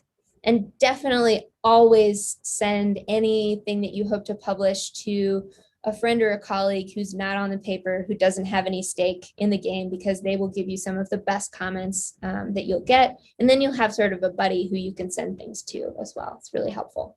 So yeah, if you have any questions, if there's anything I talked about I went too fast, or if you want to, I could screen share with you and show you what the journal submission portal looks like if you're curious. I know that's one of the things that I was like, I just can't picture what it is until I did it. So do let me know via email, or I'd be happy to answer your questions in the next couple of minutes. Nice. Thank you so much, Bri. It was so much fun. And you made something fun of it, which is great, because it's a hard and it's a long process. It's stressful, and I love how you presented it. Thank you for that. we have to break these walls that seems so unreachable, passable, and it was amazing. Does anyone has question? You can raise your hand. You can I can unmute you to ask a question to Bree. Tamara is sharing in the chat the email. You're welcome to contact Bree and let me know in the chat if you have any questions. Bree will be joining the job fair tomorrow as well. So you can also talk to her in her breakout room. And I think the only thing I wanted to ask you is that I don't have a lot of experience yet in writing articles. Do you always have to do the pinpoints? Like the one I did, they were asking me the keywords and also in like 6 short sentences, what are the main topics I'm gonna reveal to the audience? Yeah, so every journal will have kind of a different set of things that they want you to submit to them. And I do know that Journal of Archaeological Science and Journal of Archaeological Science reports wants you to do 4 to 6 key points. Not every journal wants that. And JAS is pretty focused on that because they're very they want to be very accessible, easy to read. And there's also a video abstract that's optional on a lot of journal articles, which I have never done. It sounds cool, but I've never done it. It definitely varies, but certainly the style guide and other articles will be your best example for what to do in those situations, which aren't universal. You definitely don't have to do those 4 to 6 bullet statements that they make you do for some journals. Okay, that's good to know for the video as well. Yeah, it's exciting. I think it would be cool to do one. I've just never done one. Yeah, and something I really like that you said is that you have to print these guidelines. I know at first you don't want because you might not have a printer at home and it's expensive and you're just gonna click on the site, but you click on the site so many times that it's better to just print it and highlight what you need. Yeah, I love that you said that. You don't have to, but it can be really helpful. So much. So much. Thank you very much. Is there any question for Bree? Anyone in the participants want to talk? I saw some people joining for the first time today. Thank you for joining us. It's really cool. It was such a great talk. Okay, we're gonna have to pass to Nicole Balazs. Nicole, are you here online? Yay. Hello. Thank you for joining us. Yes, thanks for having me. Let me just share. Can you see my PowerPoint? I do. Thank you very much. I'm going to unmute myself. Okay, I'm going to start my timer. All right, so hello everyone. I hope that you are enjoying the conference and learning a lot. My name is Nicole and I work at the University of Alaska Fairbanks as the Study Away Program Manager and Advisor. I work with both incoming and outgoing exchange and study abroad students, and I work with both domestic and international students. So I call it Study Away because I don't want students to forget about the domestic options. Domestic options can be just as valuable as international options, especially in a place like the US where there's so much diversity. You can experience a different culture no matter where you go in the US. So this presentation is mostly focused towards students, but hopefully it can also be helpful for professionals in the field. Hopefully you can use this information to share with potential students to either encourage them to study OA or to bring students to your location to help them get to you. So I'm just going to go over the different types of study away. Some people may not know that there's multiple options than just semester study abroad. Then I'm also going to talk about some of the benefits and then go over some options to help you find out if you can study away to Alaska, because this is Alaska conference. So. Okay, how do we do that? Okay, so first I just want to go over the different types of opportunities because, as I said, most people when they think about study abroad, they think about international options, but there are as well domestic options as well as experiential opportunities that are not academically focused. So study UA in general is something that takes place as part of progress towards a degree at your home campus. These could be experiences that are 1 year or less, sometimes longer, with the intent that you bring those credits, those courses, that experience back to your home campus. And these are often experiences that can take place either as an undergraduate or graduate student. It depends on your home university. And they can be both academic for credit or non-academic options. At UAF, as I said, we call it study away because of those domestic options. So as far as academic, there are those semester-based opportunities most people think about. If you're in the US, you can do a domestic exchange to the National Student Exchange, but your university might also have direct partnerships with different institutions within the US. For international options, your university might have bilateral partnerships in which they have a direct relationship with another university where they exchange students back and forth, or they could be part of an international consortium. And in that case, if your institution is part of it, you could go to any of the institutions that are part of that consortium. So the Erasmus is an example of that. The North to North mobility program through the University of Arctic is another example, but there's lots of examples. If you're a student in the US, there are also several study abroad providers that offer opportunities. So in these cases, the provider is the connection between your home campus and where you go internationally.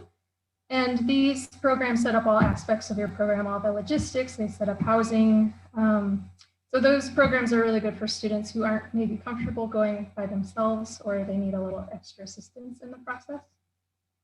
And then there are free mover opportunities. So this would be depending on if that host campus will accept students from whether there's a partnership or not. But there are some universities where you don't have to have a partnership with your home university in order to go. So that may be optional at your institution. And then there are faculty-led. This is pretty common, especially nowadays in the US. These tend to be shorter-term programs. They are classes that are offered by your home campus where a group of students and a faculty member from your institution will go travel to a location or multiple locations to learn about that area during a part of the semester or as a standalone class. And those ones are pretty short, typically 1 to 4 weeks. It can be longer, but those are really great options for students who maybe are at the end of their program or have a very strict timeline for their degree progress that they have to follow. But it's a great way for students to get credit and go abroad for a short amount of time. And sometimes this leads students to go abroad for a longer time later. And then there are experiential opportunities as well. And so sometimes these can be for credit, but most often they're not for credit. So these include internships, volunteering, and research. And these ones are more flexible in regards to timeline, just because there's not typically credit involved, so you can go basically whenever you have time. And if you're working with an organization, it's based on their timeline. And the study abroad providers, those are offering more and more of these experiential type opportunities. So if you want help assisting a setup of that, definitely contact the provider. And regarding the benefits of study away, there's lots of benefits associated with studying away. I'll only be able to go over this very briefly, but if you're interested in some peer-reviewed research into education abroad, I would recommend you check out the Frontiers Journal. It's an open access journal by the Forum for Education Abroad. And they have all kinds of research published in the journal about the benefits of study away and like how to set up a good study away program for intercultural. Really dive deep into the science behind study away, what's been discovered. So the RAND analysis concluded that studying or working abroad during college is one of the best ways to develop cross-cultural understanding and communication skills, deepen one's perspective on current issues facing the world, strengthen foreign language skills, and cultivate an interest in further contact with other cultures and peoples. But the benefits go beyond that. So you can really enhance opportunities to learn inside and outside of the classroom. Especially if you're going on an academic-based program, one great benefit is that you can take classes not offered at your home institution. So these could either enhance your major helping you get a broader knowledge of your discipline from a different perspective, from a different part of the world. Or you can really dive deep into an aspect of your major that maybe your university doesn't focus on as well as you would like to learn. You can also explore subjects that aren't taught at your home university. So if you really want to come study in Alaska, learn about Alaska Natives, Alaska is a really great place to do that. It's probably not possible at other places. So that's a really great way to learn about the area. You can gain from the location of your host university, take advantage of the ability to dive deep into the knowledge and resources at the host institution, the experts in different areas of study, and to live and experience an area, not just learn about it in a book. And not only will you learn inside the classroom, but you also learn a lot outside of the classroom. StudyAway is considered a high impact practice because of its powerful impact on student learning and development.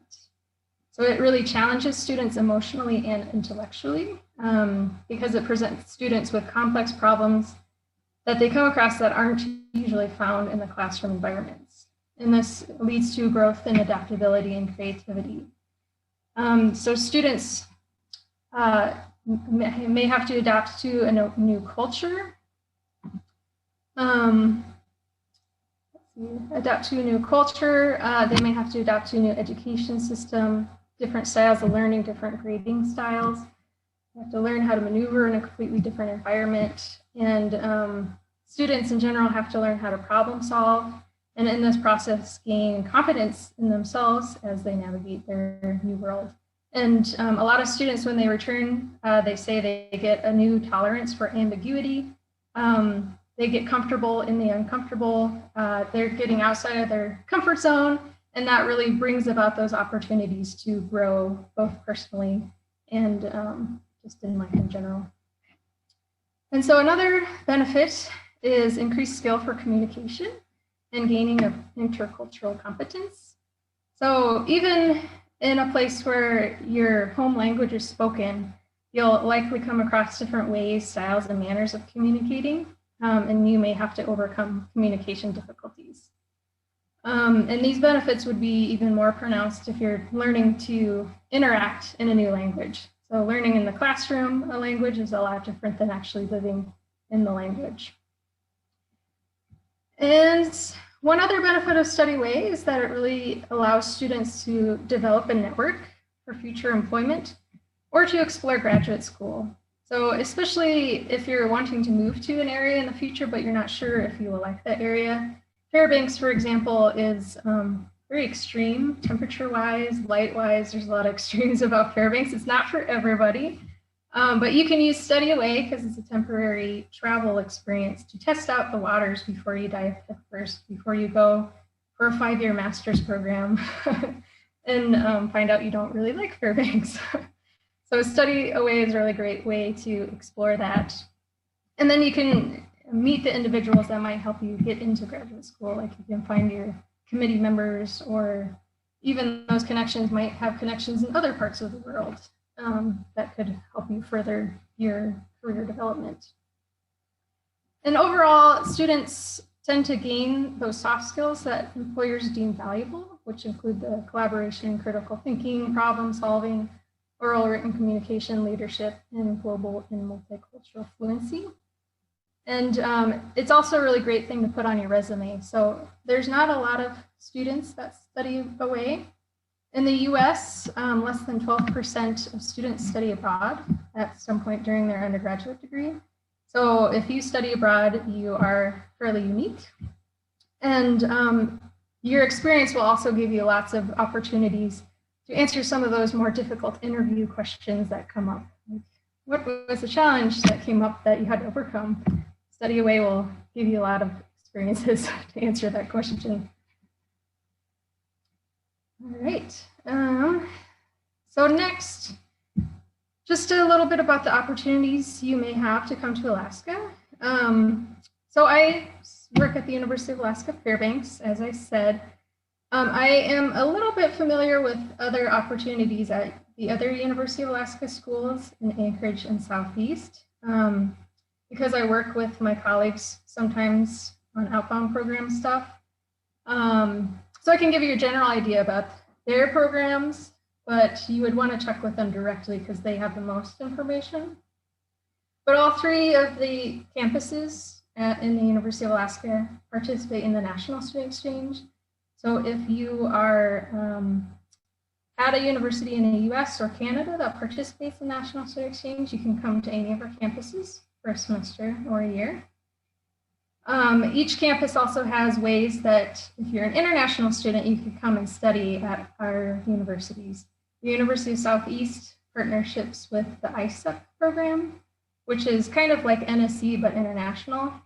So if your university participates in ISEP, you can go to University of Alaska Southeast. And UAF and UAA both have direct partnerships where we exchange students, as well as working through the North to North program, which is part of the U-Arctic. And as far as free mover students or international research internship opportunities at their campuses, I'm not sure about those two, UAS or UAA, but at UAF, we will accept free mover students. So if you are at a university that does not partner with us, we can still accept you as a student as long as your home campus will accept the credits that you earn at UAF back at your home degree. And then we do have opportunities for international scholar internship opportunities, doing research or somehow working with the university departments on different activities. If you're a domestic student, you don't have to go through a particular office to set that up. You can do that directly because you don't have to worry about immigration regulations. But if you are an international student, you do have to have approval for that kind of activity in order to stay in the US. So if you are an international scholar or intern or interested in being one, you'd have to have sponsorship from a UAF department in order to bring you here. So we do have an international office on campus. They would be the best resource for finding out what the sponsorship consists of, what the student would have to do, the paperwork that's involved, and they would eventually issue the documents you would need to stay legally in the US while you're here. There are other universities and colleges, tribal colleges in Alaska. I am not familiar with their processes. They may have opportunities for you to go and study there. I think there is one other Alaska school that's part of the North to North. But if you're interested in one of those other locations, I would suggest that you contact that university directly, either the faculty you're interested in working with or the department you're interested in studying in, or find an international office or study abroad office. They would be able to give you the best advice and or tell you where to go to find that advice. And then lastly, your home campus is also the best place to get information. They'll be able to tell you what programs are approved to study on, what options you have as far as free mover, if there's no partnership with the university you want to go to. They'll also be able to give you information about funding opportunities. There's usually a lot of funding opportunities available to students who want to study away, especially internationally. And then they can also give you guidance about how credits would work and the flexibility of the credits you have while you go away, as well as, just a lot of advice that they can offer you. They may also have internships that they know of that they could just set you up with directly. But I know that was a really fast presentation. There's a lot more information out there, and your home campus would be a really great resource, but you can also contact me, especially if you are a UAF student interested in going away, or if you are interested in coming to study at UAF at some point. And then I also put the international programs website on there if you are interested more in research at the university here as an international student. So, yeah. Thank you so much, Nicole. As you can imagine, your presentation resonates with me a lot. Yeah. I'm really glad I was so well welcome here in Alaska. And I think it's so important. It's a very important point that we know we are welcome in different countries. We are welcome in different universities. it's such a learning experience. Like you said, you're out of your comfort zone, but you meet so many great people, and you're always, I don't know, you make friends. You're always the welcome in the club. ISO, the International Student Organization, was very welcoming for me. And yeah, and your team was amazing. So thank you so much to you, to Joanna and Reja, and all the people working with students like us. For real, thank you.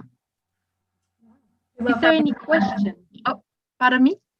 Oh, I just said we love having students come visit us, especially today. Thank you, yeah. Is there any question in the chat, or does anyone want to raise a hand and ask a question directly to Nicole? We have 2 minutes, so feel free to use it. And yeah, I really appreciate your presentation, and thank you for sharing your email as well. Mm-hmm. Yes, happy to answer any questions. Yeah, we're gonna wait just 1 minute. Maybe people are typing. Yeah. Yeah, I hope everything is going well for you right now with all the immigration questions and the COVID question. It's really complicated to have students coming. Yeah, I don't deal a lot with the immigrations particularly. That is Joanna and Rhea. But yeah, bringing students in, it's going to be interesting this year. Last year we didn't bring anybody in, but hopefully this year. Yeah, slowly but surely, yeah. Mm-hmm. Oh, there is a question. Do you get a lot of exchange students from Scandinavia?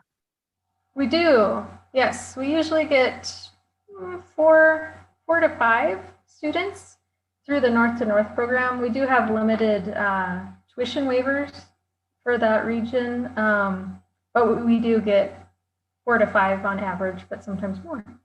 So nice. Out of typically 30 incoming students. So it's a pretty good portion. Yeah. Okay, thank you, Amy, for asking that question. And so it's 1 p.m. So if you have any other questions for Nicole, please share in the chat. Maybe at the end of the session, we'll be able to also answer many questions if you have any. And I will now invite Joshua Lynch and Sam Coffman for the presentation. Hello. Thank you, Nicole. I'm gonna unmute myself. Thank you for joining us. Yeah, absolutely. You guys let us know if you can see our slideshow as it goes up here. Make sure that screen share works the way that we hope that it will. Yes, perfect. Okay, cool. Great, perfect. Yeah, so I'm Joshua Lynch. I'm an associate professor at Arkansas Tech University, and my presenting colleague here is Sam Coffman. He's employed at the UA Museum of the North. We'll spend a little bit of time introducing ourselves in regards to our backgrounds as they relate to the topic we want to talk to you guys about today, work opportunities in Alaska. We've seen some really great presentations this morning with some really cool, direct, actionable items that are sort of aimed towards helping early career archaeologists, early career anthropologists, students in the field to get their foot in the door in working in Alaska, which really presents some pretty incredible, unique opportunities for researchers and for sort of anthropologists and archaeologists specifically. So Sam and I's presentation will be pretty similar. Hopefully we'll be able to shed some light on the kinds of opportunities that are around in the state and ways that you can pursue those. And I think just one other thing is just also we'll share some of our experiences of how we got started and maybe some of our failures as well, or achievements and failures as well. So sorry, Josh. No, that's perfect. Just as an outline of kind of what we want to bring to you guys today, like I said before, we're going to start with a brief introduction to ourselves. We've, between the two of us, got quite a bit of work experience in Alaska at this point. So we just want to sort of briefly introduce ourselves and the perspectives we're bringing to this kind of discussion. But then we want to talk specifically about some work and training opportunities in the state.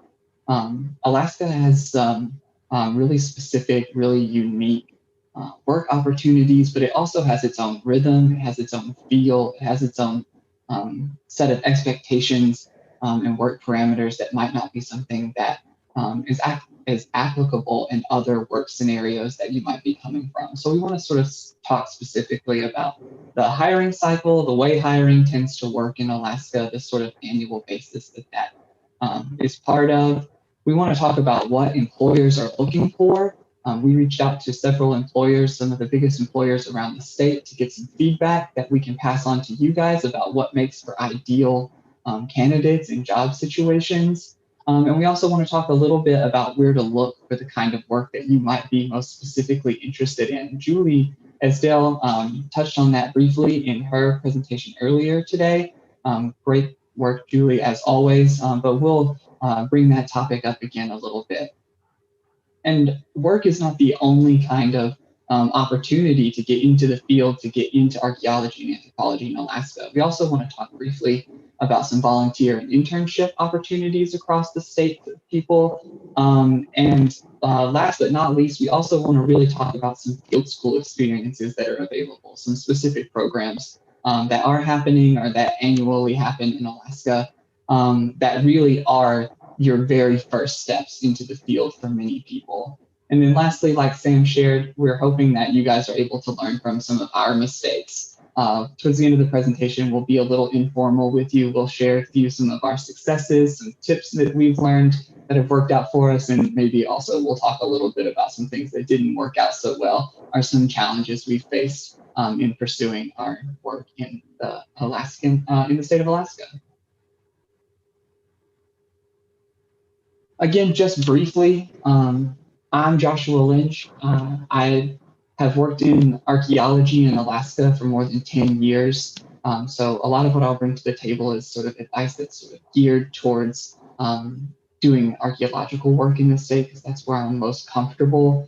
My first field experience in Alaska was as a grad student, where I was working on academic projects in archaeology and some associated field schools. So I feel like I can talk pretty knowledgeably about what to look for in a field school, different field schools that are offered. I went on to work as a hybrid seasonal worker on research projects and as a seasonal employee for the in cultural resource management in interior Alaska, sort of a foot in both worlds in the mid part of my graduate school career. And then I actually moved to Fairbanks, Alaska, and worked full-time as an archaeologist with the Center for the Environmental Management of Military Lands at Fort Wainwright for the last 5 years of my doctoral dissertation program, where I was able to work as a crew chief, as a manager, and also as a hiring agent myself. So I got to screen resumes, do some interviews. Hopefully that will allow me to sort of give you some of those tips and tricks that'll help in addition to what you've also seen presented today. And then lastly, now I'm an assistant professor at Arkansas Tech University, where I'm working on establishing field school programs in Alaska myself. I can't wait to get back into the field in the state. There's no other place like it, and I can't imagine working for the rest of my career without being back in the field as many summers as I can get there. Thanks, Josh. So like we already said, I'm Sam Coffman. I've worked in Alaska for a little longer than Josh, more than 15 years. I got started up here as a field school student, doing a field school in the Trapper Creek, Talkeetna area. But then from there, I was able to get employed as an undergraduate student and kind of have worked, I guess, my way up from a seasonal worker to now as a full-time researcher at the in the archaeology department at the Museum of the North in Fairbanks. But during that process of climbing those steps to this full-time research job, I've worked for different federal agencies as well as local governments as well. So a lot of some experience in all fronts.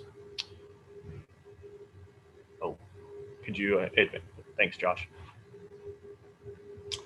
So, you know, starting in Alaska or in general, kind of, sometimes it begins with volunteering or interning and field schools. So my first experience or taste of archaeology was actually volunteering at a historic mining site in Virginia City in northern Nevada.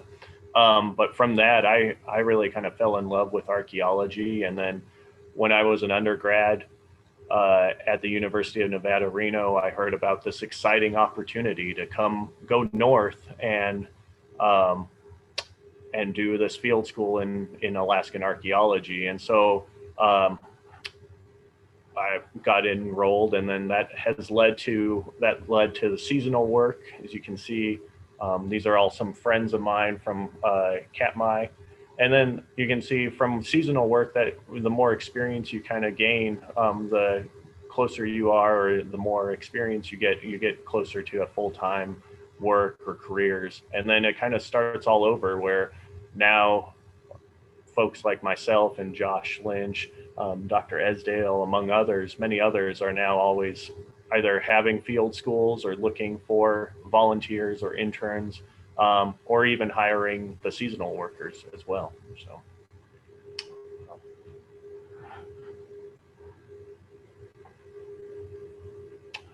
So Josh, did you want to tackle this one a little? Yeah, sure. Okay, all right. We're tag team in this presentation, and so. This is just to complement what Sam was saying before about the sort of nature of these opportunities feeding into one another. A lot of the people that you'll meet who are employed as longtime seasonal workers or crew chiefs are full-time archaeologists or anthropologists in the Alaskan, in the state of Alaska, often start their careers, often start their experiences as volunteers, like Sam was saying, as field school students. But there is also a sort of annual seasonal nature to the work of Alaska, to the work in Alaska as well. You know, it's not unique to Alaska, but it's pretty characteristic of the field season there that they tend to be short, intensive field seasons. As many of you know, those of you who live and work in the state already, it's not really suitable for field work until late May, early June. And then every hour counts accomplishing field work until you get into late August, when you start to see freezing temperatures return, possible snowfall.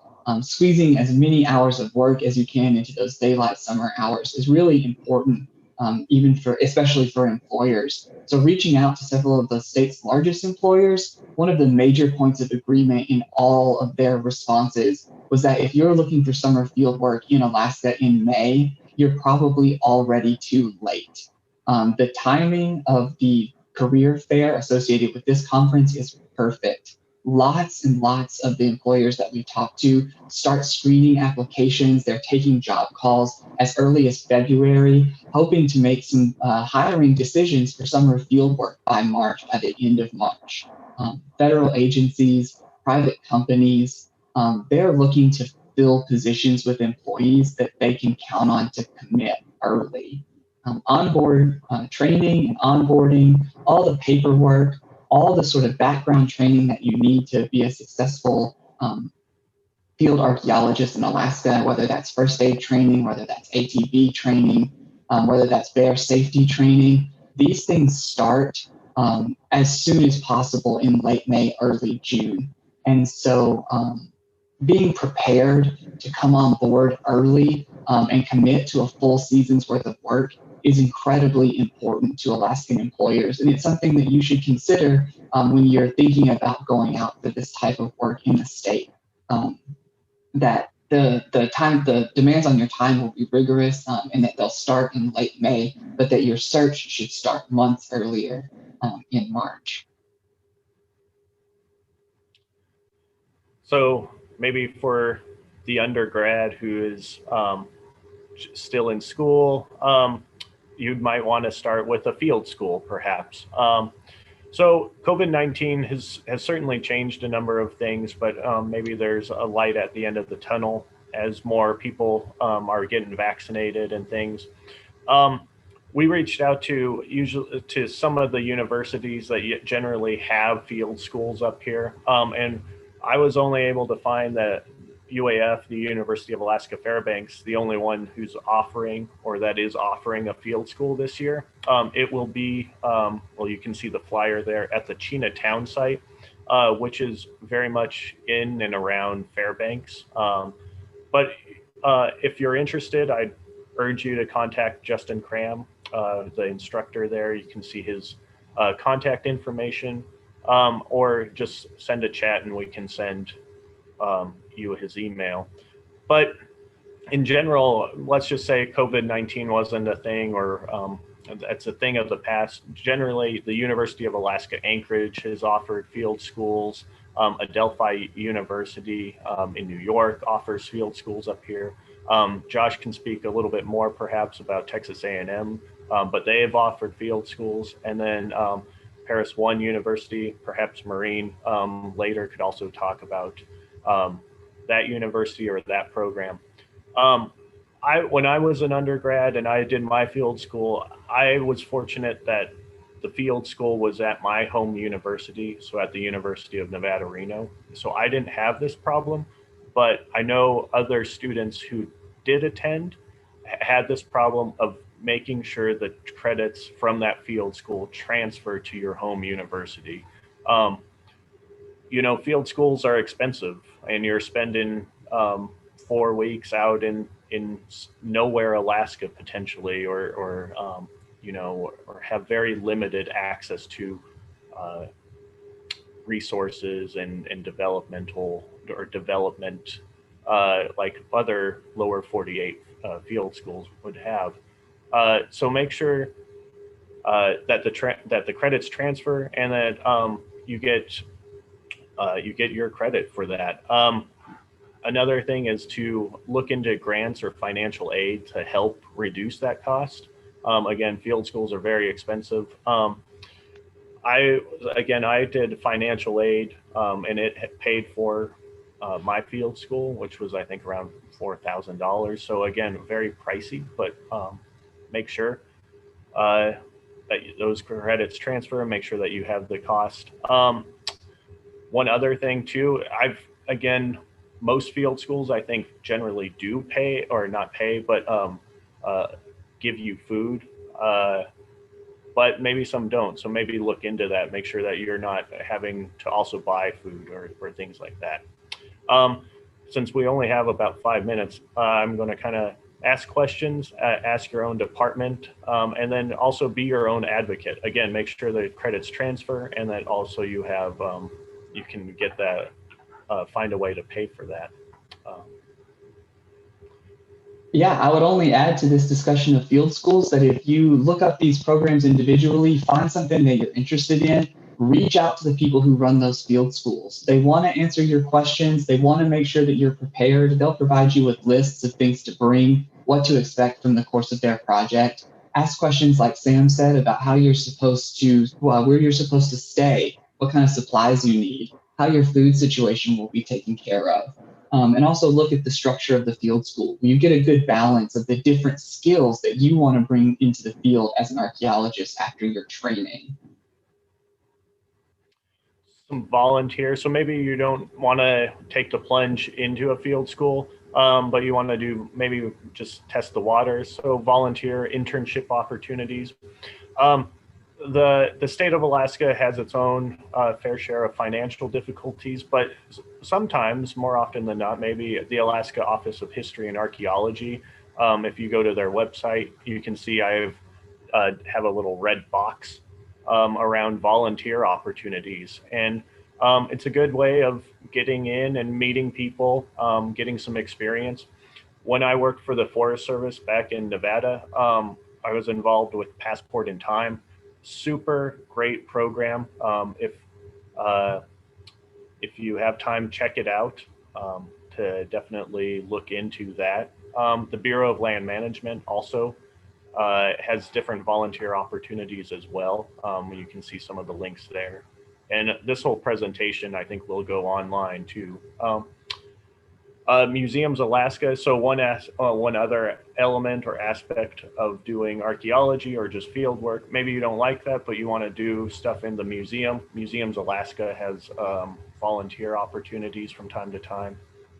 volunteering, I'm not overly familiar with that, but while researching for this presentation, I came across that, and you can see the tag anthropology, and they have just a tremendous number of volunteer and internship opportunities on their website.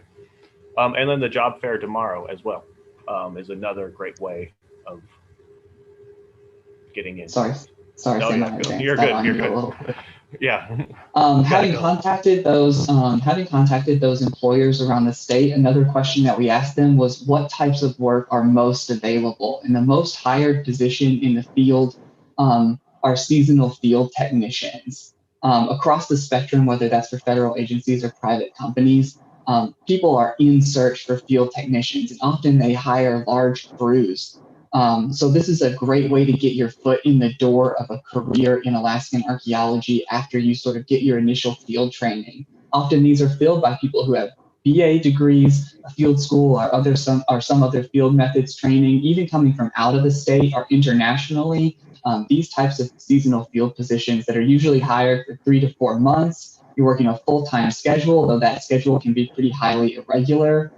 These types of seasonal field technician jobs are really where you're going to find your first success into the field. And where you're going to go to look for those jobs, there are lots and lots of places. Earlier today, Julie Esdale mentioned searching the USA Jobs websites, but keep a look on other hiring and employment agencies as well in the early spring. usajobs.gov, shovelbones.org, Indeed, local CRM firms. Don't be afraid to go straight for companies that you've heard of through friends, that you've heard of through your field school experience, and inquire directly with the people who make hiring decisions in those places. You should also watch for announcements disseminated through your school department or posted online through regional anthropological associations. Wink, wink. That's us. Access to this information is a perk of our membership, so use it. Attend the career fairs, contact us on the board, watch our social media postings. You'll see these opportunities come up time and time again as part of that annual hiring cycle in Alaska. Now we're running short on time here. So just in terms of lessons learned, I want to boil this down to just talk about a key thing, and that is to lean into professionalism from day one. Archaeology is a pretty casual atmosphere. The nature of working in the field together leads you guys to quickly bond.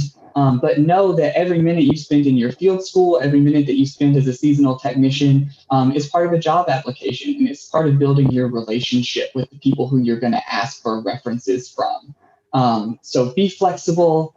Put in applications for everything, but really lean into professionalism. I think be flexible and be professional, and then also advocate for yourself. You know, you're doing it for you really to help build your career and get you going. And like Sam said at the end of that slide, the rewards are really worth it. Working in Alaska is an incredible experience. It's changed my life. I'll never be able to go back, and we're here to try to help you get in the door too. So always feel free to contact me or Sam or anybody else involved with the association, and we'll do our best to get you there. Thank you so much, guys. Thank you for your presentation. Would you mind sharing again your email in the chat for us so people can contact you? Yeah, no problem. Thank you very much. It was really interesting. Thank you to all speakers. It's amazing. I am gonna welcome Karla Booth. Karla, can you share your video? Thank you for being part of the group. Thank you for speaking today. I am gonna unmute yourself and let you introduce your work. Thank you. Unmute myself. All right. Good afternoon. Gatgadam hana duayu simseanu kan haradi padegu ul ukstamadik duawatgu. While I complete my introduction in English, I want to be the bossy auntie and say to you, please show your beautiful faces if you can, so I'm not in this room all by myself with Maureen. If you're capable and able, please show your face. I am Karla Booth. I am Tsimshian of the Raven clan, and my family comes from Metlakatla in Southeast Alaska. And I am zooming in from Zagayakuk. Forgive me if I make a mistake in saying the name of the Dena'ina lands here in the Anchorage area. I work for First Alaskans Institute as the Indigenous Leadership Continuum Director. So I'm responsible for coordinating our different leadership programs, which include a summer internship program that I'm currently recruiting for. We also host a variety of fellowships, public policy fellowship, Al Adams, rural governance fellowships, and we host the annual statewide Elders and Youth Conference, which happens right before the AFN convention in October. So you're invited to participate in any of those if they interest you. All right, the title of this presentation is Our Responsibility to Ancestral Strength and Knowledge. So in the vein of that title, one of First Alaskans Institute's priorities is being good relatives. Being good relatives. All of you have little, what are those little emoji button at the bottom of your Zoom? When you think about your responsibility to be a good relative, please share with me how that makes you feel based on the little emotion emojis that are at the bottom of your Zoom. What do you think? Good, I see some hearts, I see some celebration. All right, good, good, okay. I think everybody's on board, huh? We understand the importance and we value being a good relative. Thank you for that, thank you. And that also lets me know that people are paying attention too, huh? Yes, and Doikshishem everyone for joining and showing your beautiful face. Your ancestors worked hard to make that face. Okay, so I want to share with you a little bit more about First Alaskans Institute. We are an Alaska Native nonprofit organization. We believe in the advancement of Alaska Native people, and we work to advance our Alaska Native ways of life. We like to make sure that Alaska Native people are involved in decision-making at all levels. We support the strengthening of our leaders from birth to ancestor. And we do this work by being a catalyzer, a convener, and a collaborator on issues that are really important to Alaska Native people throughout our state. So we host a lot of gatherings and dialogues on a variety of topics.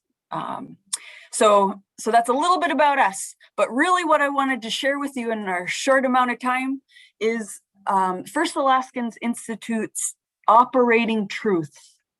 I feel like these operating truths really help, or they can really help formulate some of the thoughts that we already have, I think, as Alaska Native people, and hopefully thoughts that our allies and our accomplices also have based on their experience working with us or for us. And I gotta say, I gotta give a shout out to Corey there. Corey, so good to see you. Amelia, Christina. I recognize some faces and some names, so I'm excited to see you folks. And excited to meet new people too. So, hey. Okay, so what I'm gonna do is I'm gonna list some participation. I am going to put one of our operating truths in the chat, and I'm gonna ask different people to read that for me. So how about Amelia, can you read this first one? And then Corey, I'll have you read the second one. Oh, can I do that? Can I ask them to take off mute? Yes, sorry, I did open muting and unmuting button, so everybody should be able, button, not button, sorry. Oh, okay, whoopsie, here we go. There we go to everyone. Perfect. Okay, so can everybody hear me? This is Amelia Topcock. We sure can. Awesome. Alaska Natives know best what is best for Alaska Natives. Pretty straightforward statement, right? I think to me, it tells us that we need to be leading. When talking with one of my fellow directors here at First Alaskans, they made the statement that they wanted to make sure that that students that are going into this field, especially our Alaska Native students, know that you belong and you deserve a seat at the table. Your words and your voice will make a difference for our kids and future generations. So we are glad that you are in this space. And I will say, I don't know, agree with me or disagree with me. This might be one of those predominantly white institutions or organizations or spaces or fields of study. And we need our allies. I don't want to diminish that, but for our Alaska Native people that are involved in this field of study, you are needed. Ooh, nice big raven just flew next to my window. Okay, that's good. That's a good sign, right? The ravens are listening. Okay, Corey, how about you? And then can you read this one for us? Alaska always has been and always will be a native place. We are not going anywhere. We will always be here. And again, one of my colleagues, she really wanted to make sure that we deliver the message. Don't let Western mentality diminish your ability to always bring forward your Indigenous perspective. This field needs it. The world needs it. The state of Alaska needs it. We cannot be silenced. Let's see here. How about, let's see, Gabriel? Gabriel, can I get you to share this next one? Copy and paste. What is good for Alaska Natives is good for all Alaskans. Right? It's good for us to share our knowledge and ways with others. We just hope the world is open-minded and takes it in. Hope those ears are working. And a message from our directors at First Alaskans. It's easy to feel intimidated and not valued, but our Indigenous perspective is important and must be shared. Must be shared. We need to continue our storytelling. Christina, can you share this next one?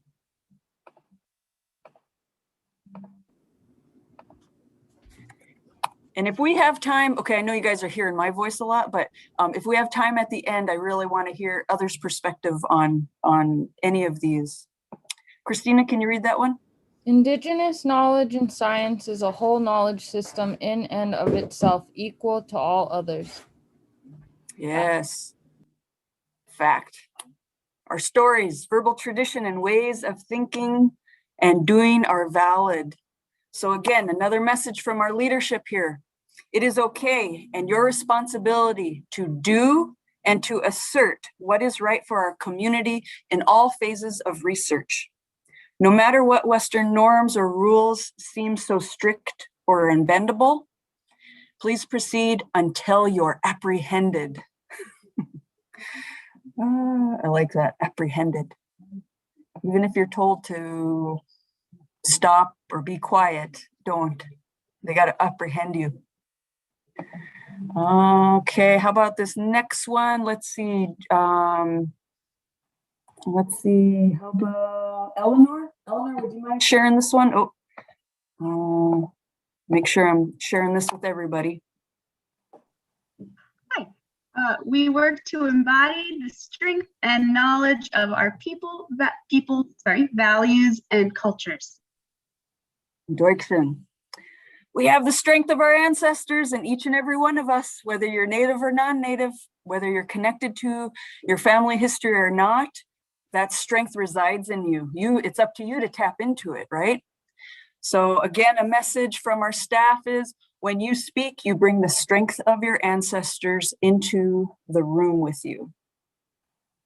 I love that in some of our gatherings, we actually call our ancestors into the room. That brings so much, that brings a whole nother level of connection and knowledge into the rooms that we engage in.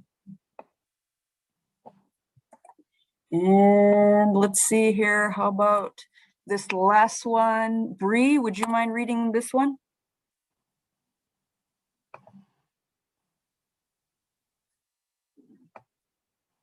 Oh, you're still on mute. Yeah. Didn't even tell me. Thank you.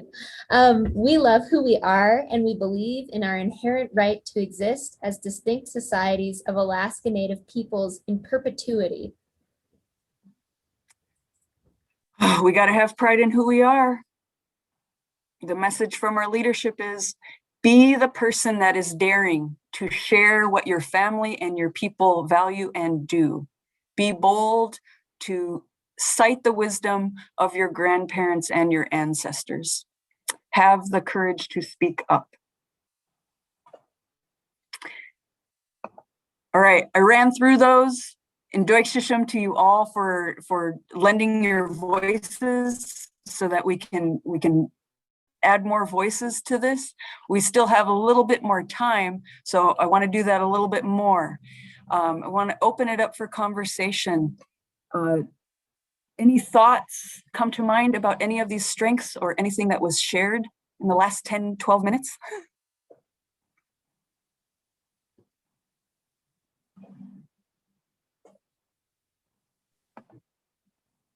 I can call on people too. I want to thank you, Karla. I think it's very important what you're doing right now. And I love that you're doing it at the end of the session. Thank you for being here, and thank you for calling everyone out to show their faces and speak with their voices. And I'm very sorry for everybody who were muted and the video was off. That was because of my security setting. So that's why it took a little bit of a minute to have everyone sharing. Thank you. Yeah, the security is real. I get it. We got Zoom bombed during Elders and Youth Conference. Oh. So any thoughts come to mind? Any memories anybody want to share? Any advice that you have for engaging in predominantly white spaces or fields of study? I think as a white person, it's really important for me to keep educating myself about Alaska Native history and culture, and to educate people, especially people I know in the lower 48 who are very out of touch with Alaska Native heritage and history, and keep correcting them when they use improper names to refer to Alaska Natives because they either think it's funny or they don't know why it's offensive, and to just kind of explain more of the history and just to bring it up more in conversation and to bring up different perspectives. I think from academia to the medical field, it's a very Western dominated space in the United States without consideration of other cultural norms and needs. Deutschen Mary for sharing that. Yes, we need more people to speak up because let me tell you, it gets draining when we have to do it all the time. We get tired, we get burnt out. We have to kind of pick and choose our battles. So it is very helpful, right? When others are able to take responsibility. I bring it back to my presentation. I think Karla made some really important points about Indigenous knowledge, storytelling. Can you talk a little louder, Julie? Oh, sorry, I don't have my mic on. Is that better? Wait. Oh, here we go. I figured out how to do it. Sorry. I was just bringing it back to my talk. I was talking about employment documents, which are, truly a Western invention. And Karla brought up many important points about Indigenous knowledge and storytelling. And I just wanted to say that those things are important if you're trying to build some Western employment documents to get jobs. All of those, all that knowledge and all the strengths that you have from the culture you were brought up in can be displayed on your resume and your cover letters. And so don't shortchange yourself. Make sure all of that is apparent. Employers are really looking for diverse candidates, and in Alaska, we're certainly looking for Alaska Native folks to have on our teams for sure. Yeah, I like that idea of bringing your true authentic self into that cover letter and resume. I feel like that's kind of a norm that isn't going to change right now. So why not indigenize it up? I was just reviewing my old resume and cover letter when I applied at First Alaskans, and I think one of my first sentences was, Tsimshian woman seeking a job to, serve our statewide Alaska Native community, like presenting it, putting it out there, right, the first thing that an employer reads. Amelia, I believe you wanted to share something. Yeah. First, I want to say thank you for sharing all those points. Those are such valuable points that we tend to forget when we're in Western institutions and Western spaces. I think, there are some institutions that are trying to do better at including those viewpoints. I myself wanted to share how I started to understand who I was, what was my own cultural identity, why was it important, and how do I define it, was when I was 17 and I was an exchange student in Norway for a year.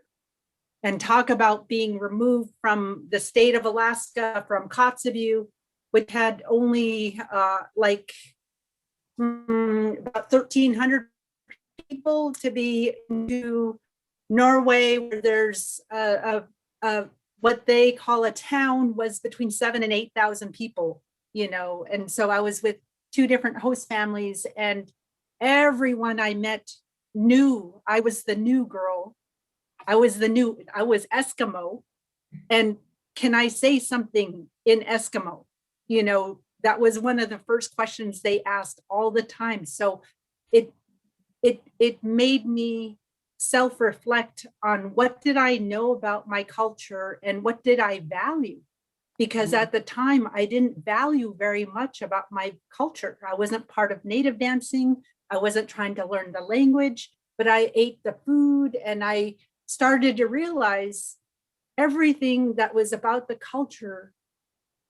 There's variations for each person, but also there's something I can find very valuable once I was able to go, yeah, that is part of my culture. That's what I should value. And so I'm very happy that you brought those terms up, that there are perspectives that we can start including when it comes to understanding identity and language and values in general. So thank you. Mm-hmm. And Deutschem for your honesty and for sharing that story. Very much appreciate it. Maureen, I know that there's a time limit here, so I want to be respectful of that. Your hand is raised. Yes. There is a question for you. Corey Carr in the chat told me he was trying to ask you a question, so I'm gonna pass the voice. Hi, Karla. How are you? Hey, Thank you very good much to see for you. being here. Good to see you too. I just wanted to reemphasize a couple points. I know that we're a little bit over here, but the one point about Alaska being native land, I know that anthropologists, you guys, we tend to find a lot of jobs in federal entities, maybe potentially state entities, and then if not in a federal or state entity, you end up in a private consulting agency that's doing federal or state work.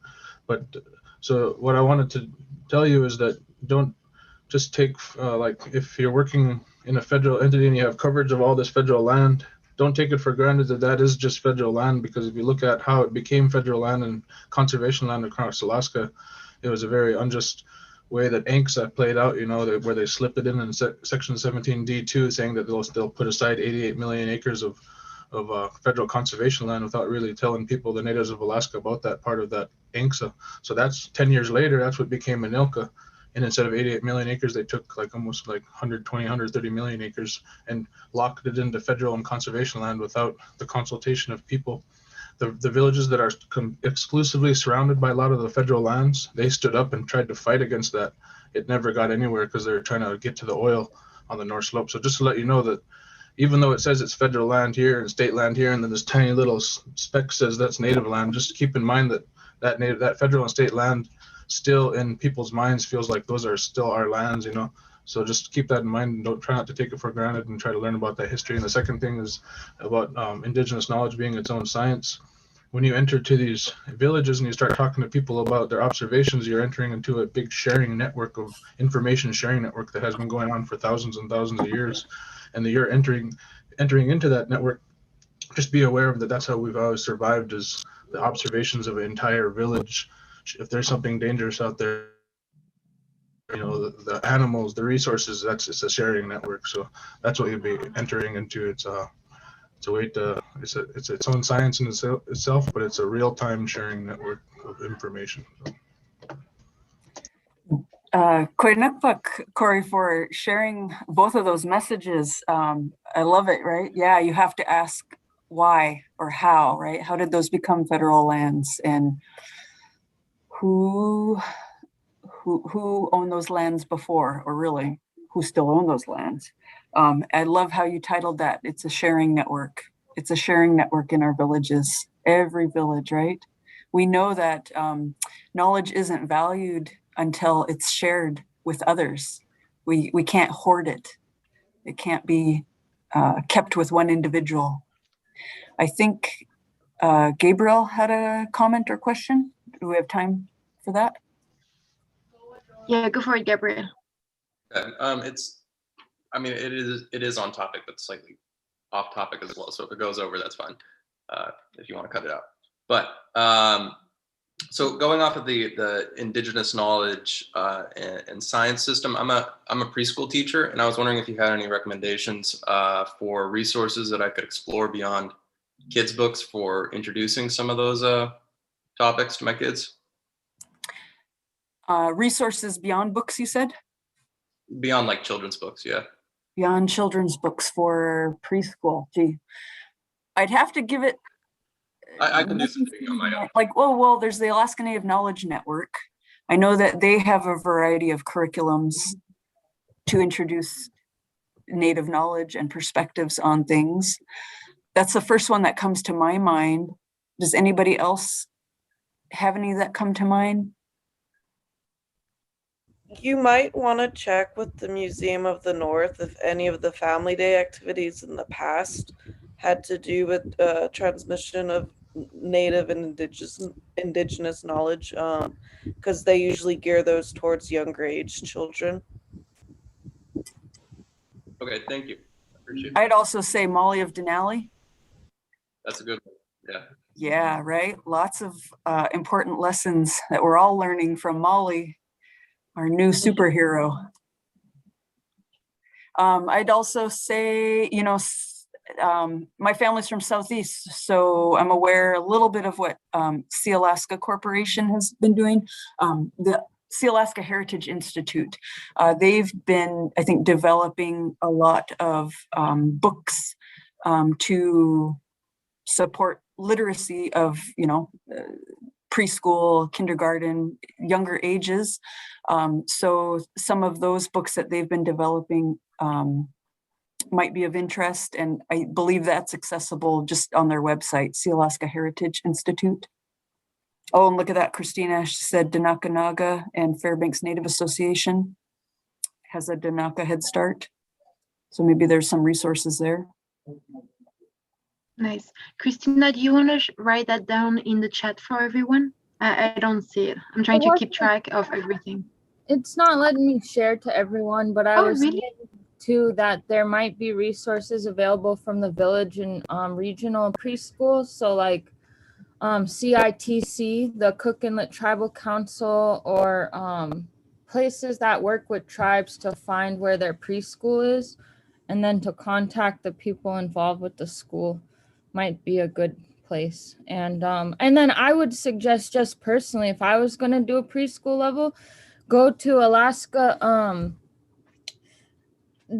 what's that website? Alasschool.com, and they looking at different resources developed for Alaska Native Studies, and then trying to use your knowledge of how to engage kids, and then taking, something as big as land claims and making it like a little bit more broken down so the young people can start to get it, the younger kids. Because I have a 7-year-old brother, so I try to make things accessible to him. Thank you.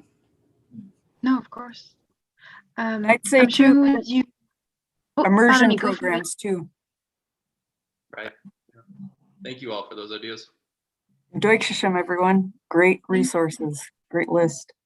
Yeah, I was sharing with Gabrielle, if you need also these addresses for the land acknowledgement, it's something you can share with your students as well. And maybe, you know, start as a game, like where are you from, what native lands or where you're from, and then you can just start with their curiosity. Coming back. And I'll add, native TikTok is fun to watch. Yeah, I've watched that all night. That's got a lot of valuable lessons that are super short and yeah, really value native TikTok these days. Yeah. And I see Roberta is part of the participants today, and her sister has Coffee and Quack podcast. And maybe it's not quite for young children, but there might be some resources that they share as well. I don't know if you know Coffee and Quack. It's a really good podcast. It's Coffee and what? And Quack. It's Q-U-A-Q, I believe. I think Roberta might be able to correct me. Thank you. Oh, there you go. Corey put it in the chat. Perfect. And Corey also said, try not to feel personal guilt when talking about these conversations. They are uncomfortable but necessary. I agree. I think, you know, having these conversations, the intent is not to place blame, but to really just move forward and right some wrongs, change some policy, encourage people to be more inclusive and accepting, ultimately to be good relatives to each other, right? Being a good relative is not just a native thing, it's a people thing.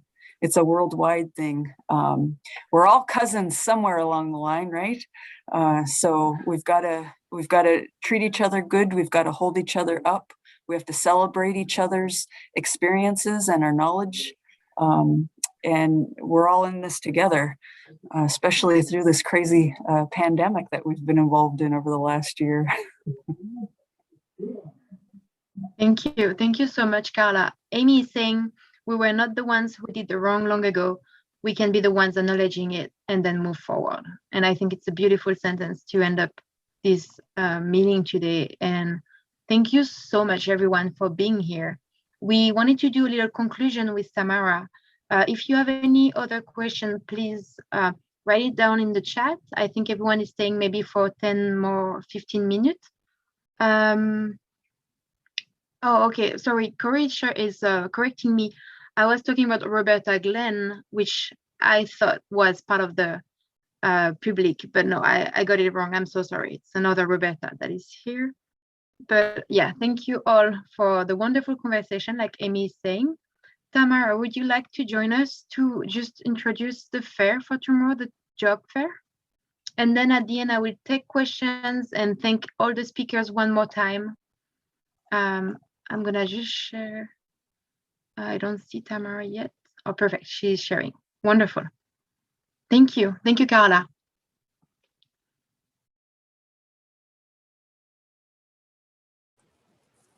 Can you all see me? Yes, we can see you and hear you. Okay, you see my presentation there?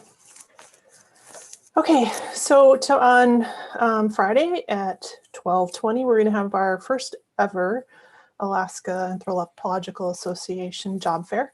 And this is just going to serve as a little preview for some of the opportunities that will be presented and some of the other participants. So we've heard from some of them today. And okay.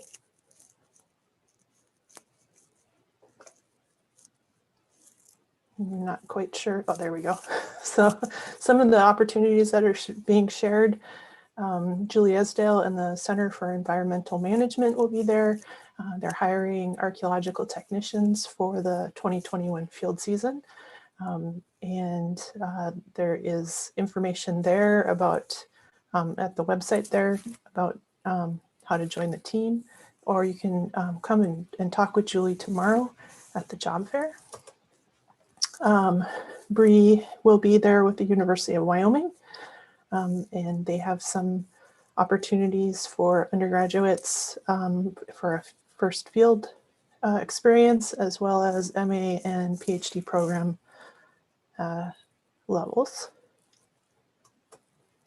The Bureau of Land Management is hiring 2 GS5 archaeologists for the field season.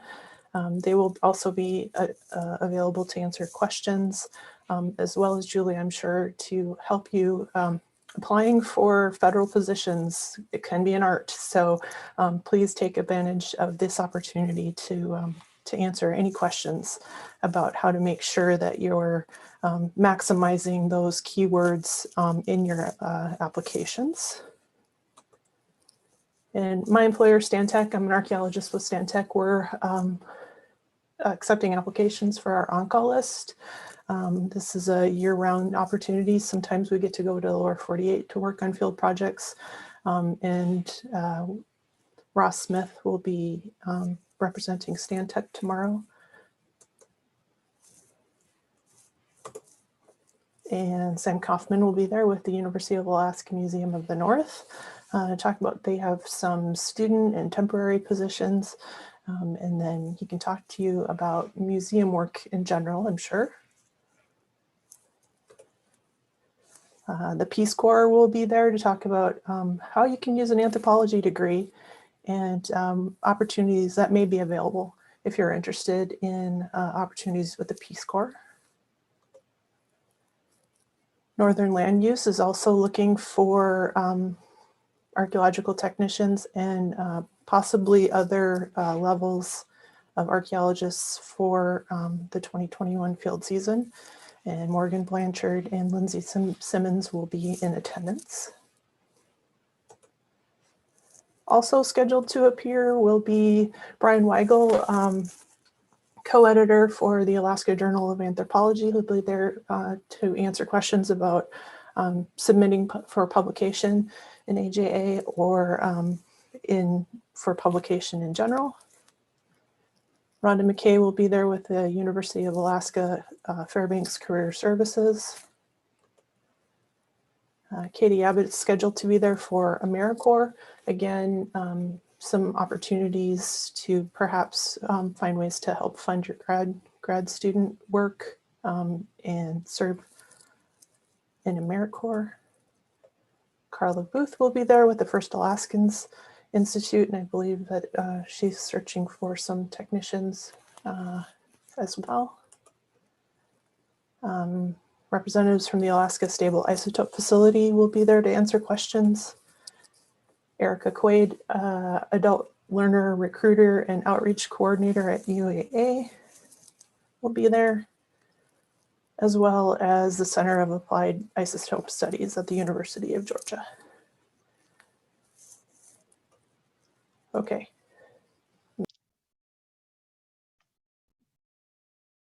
Thank you very much.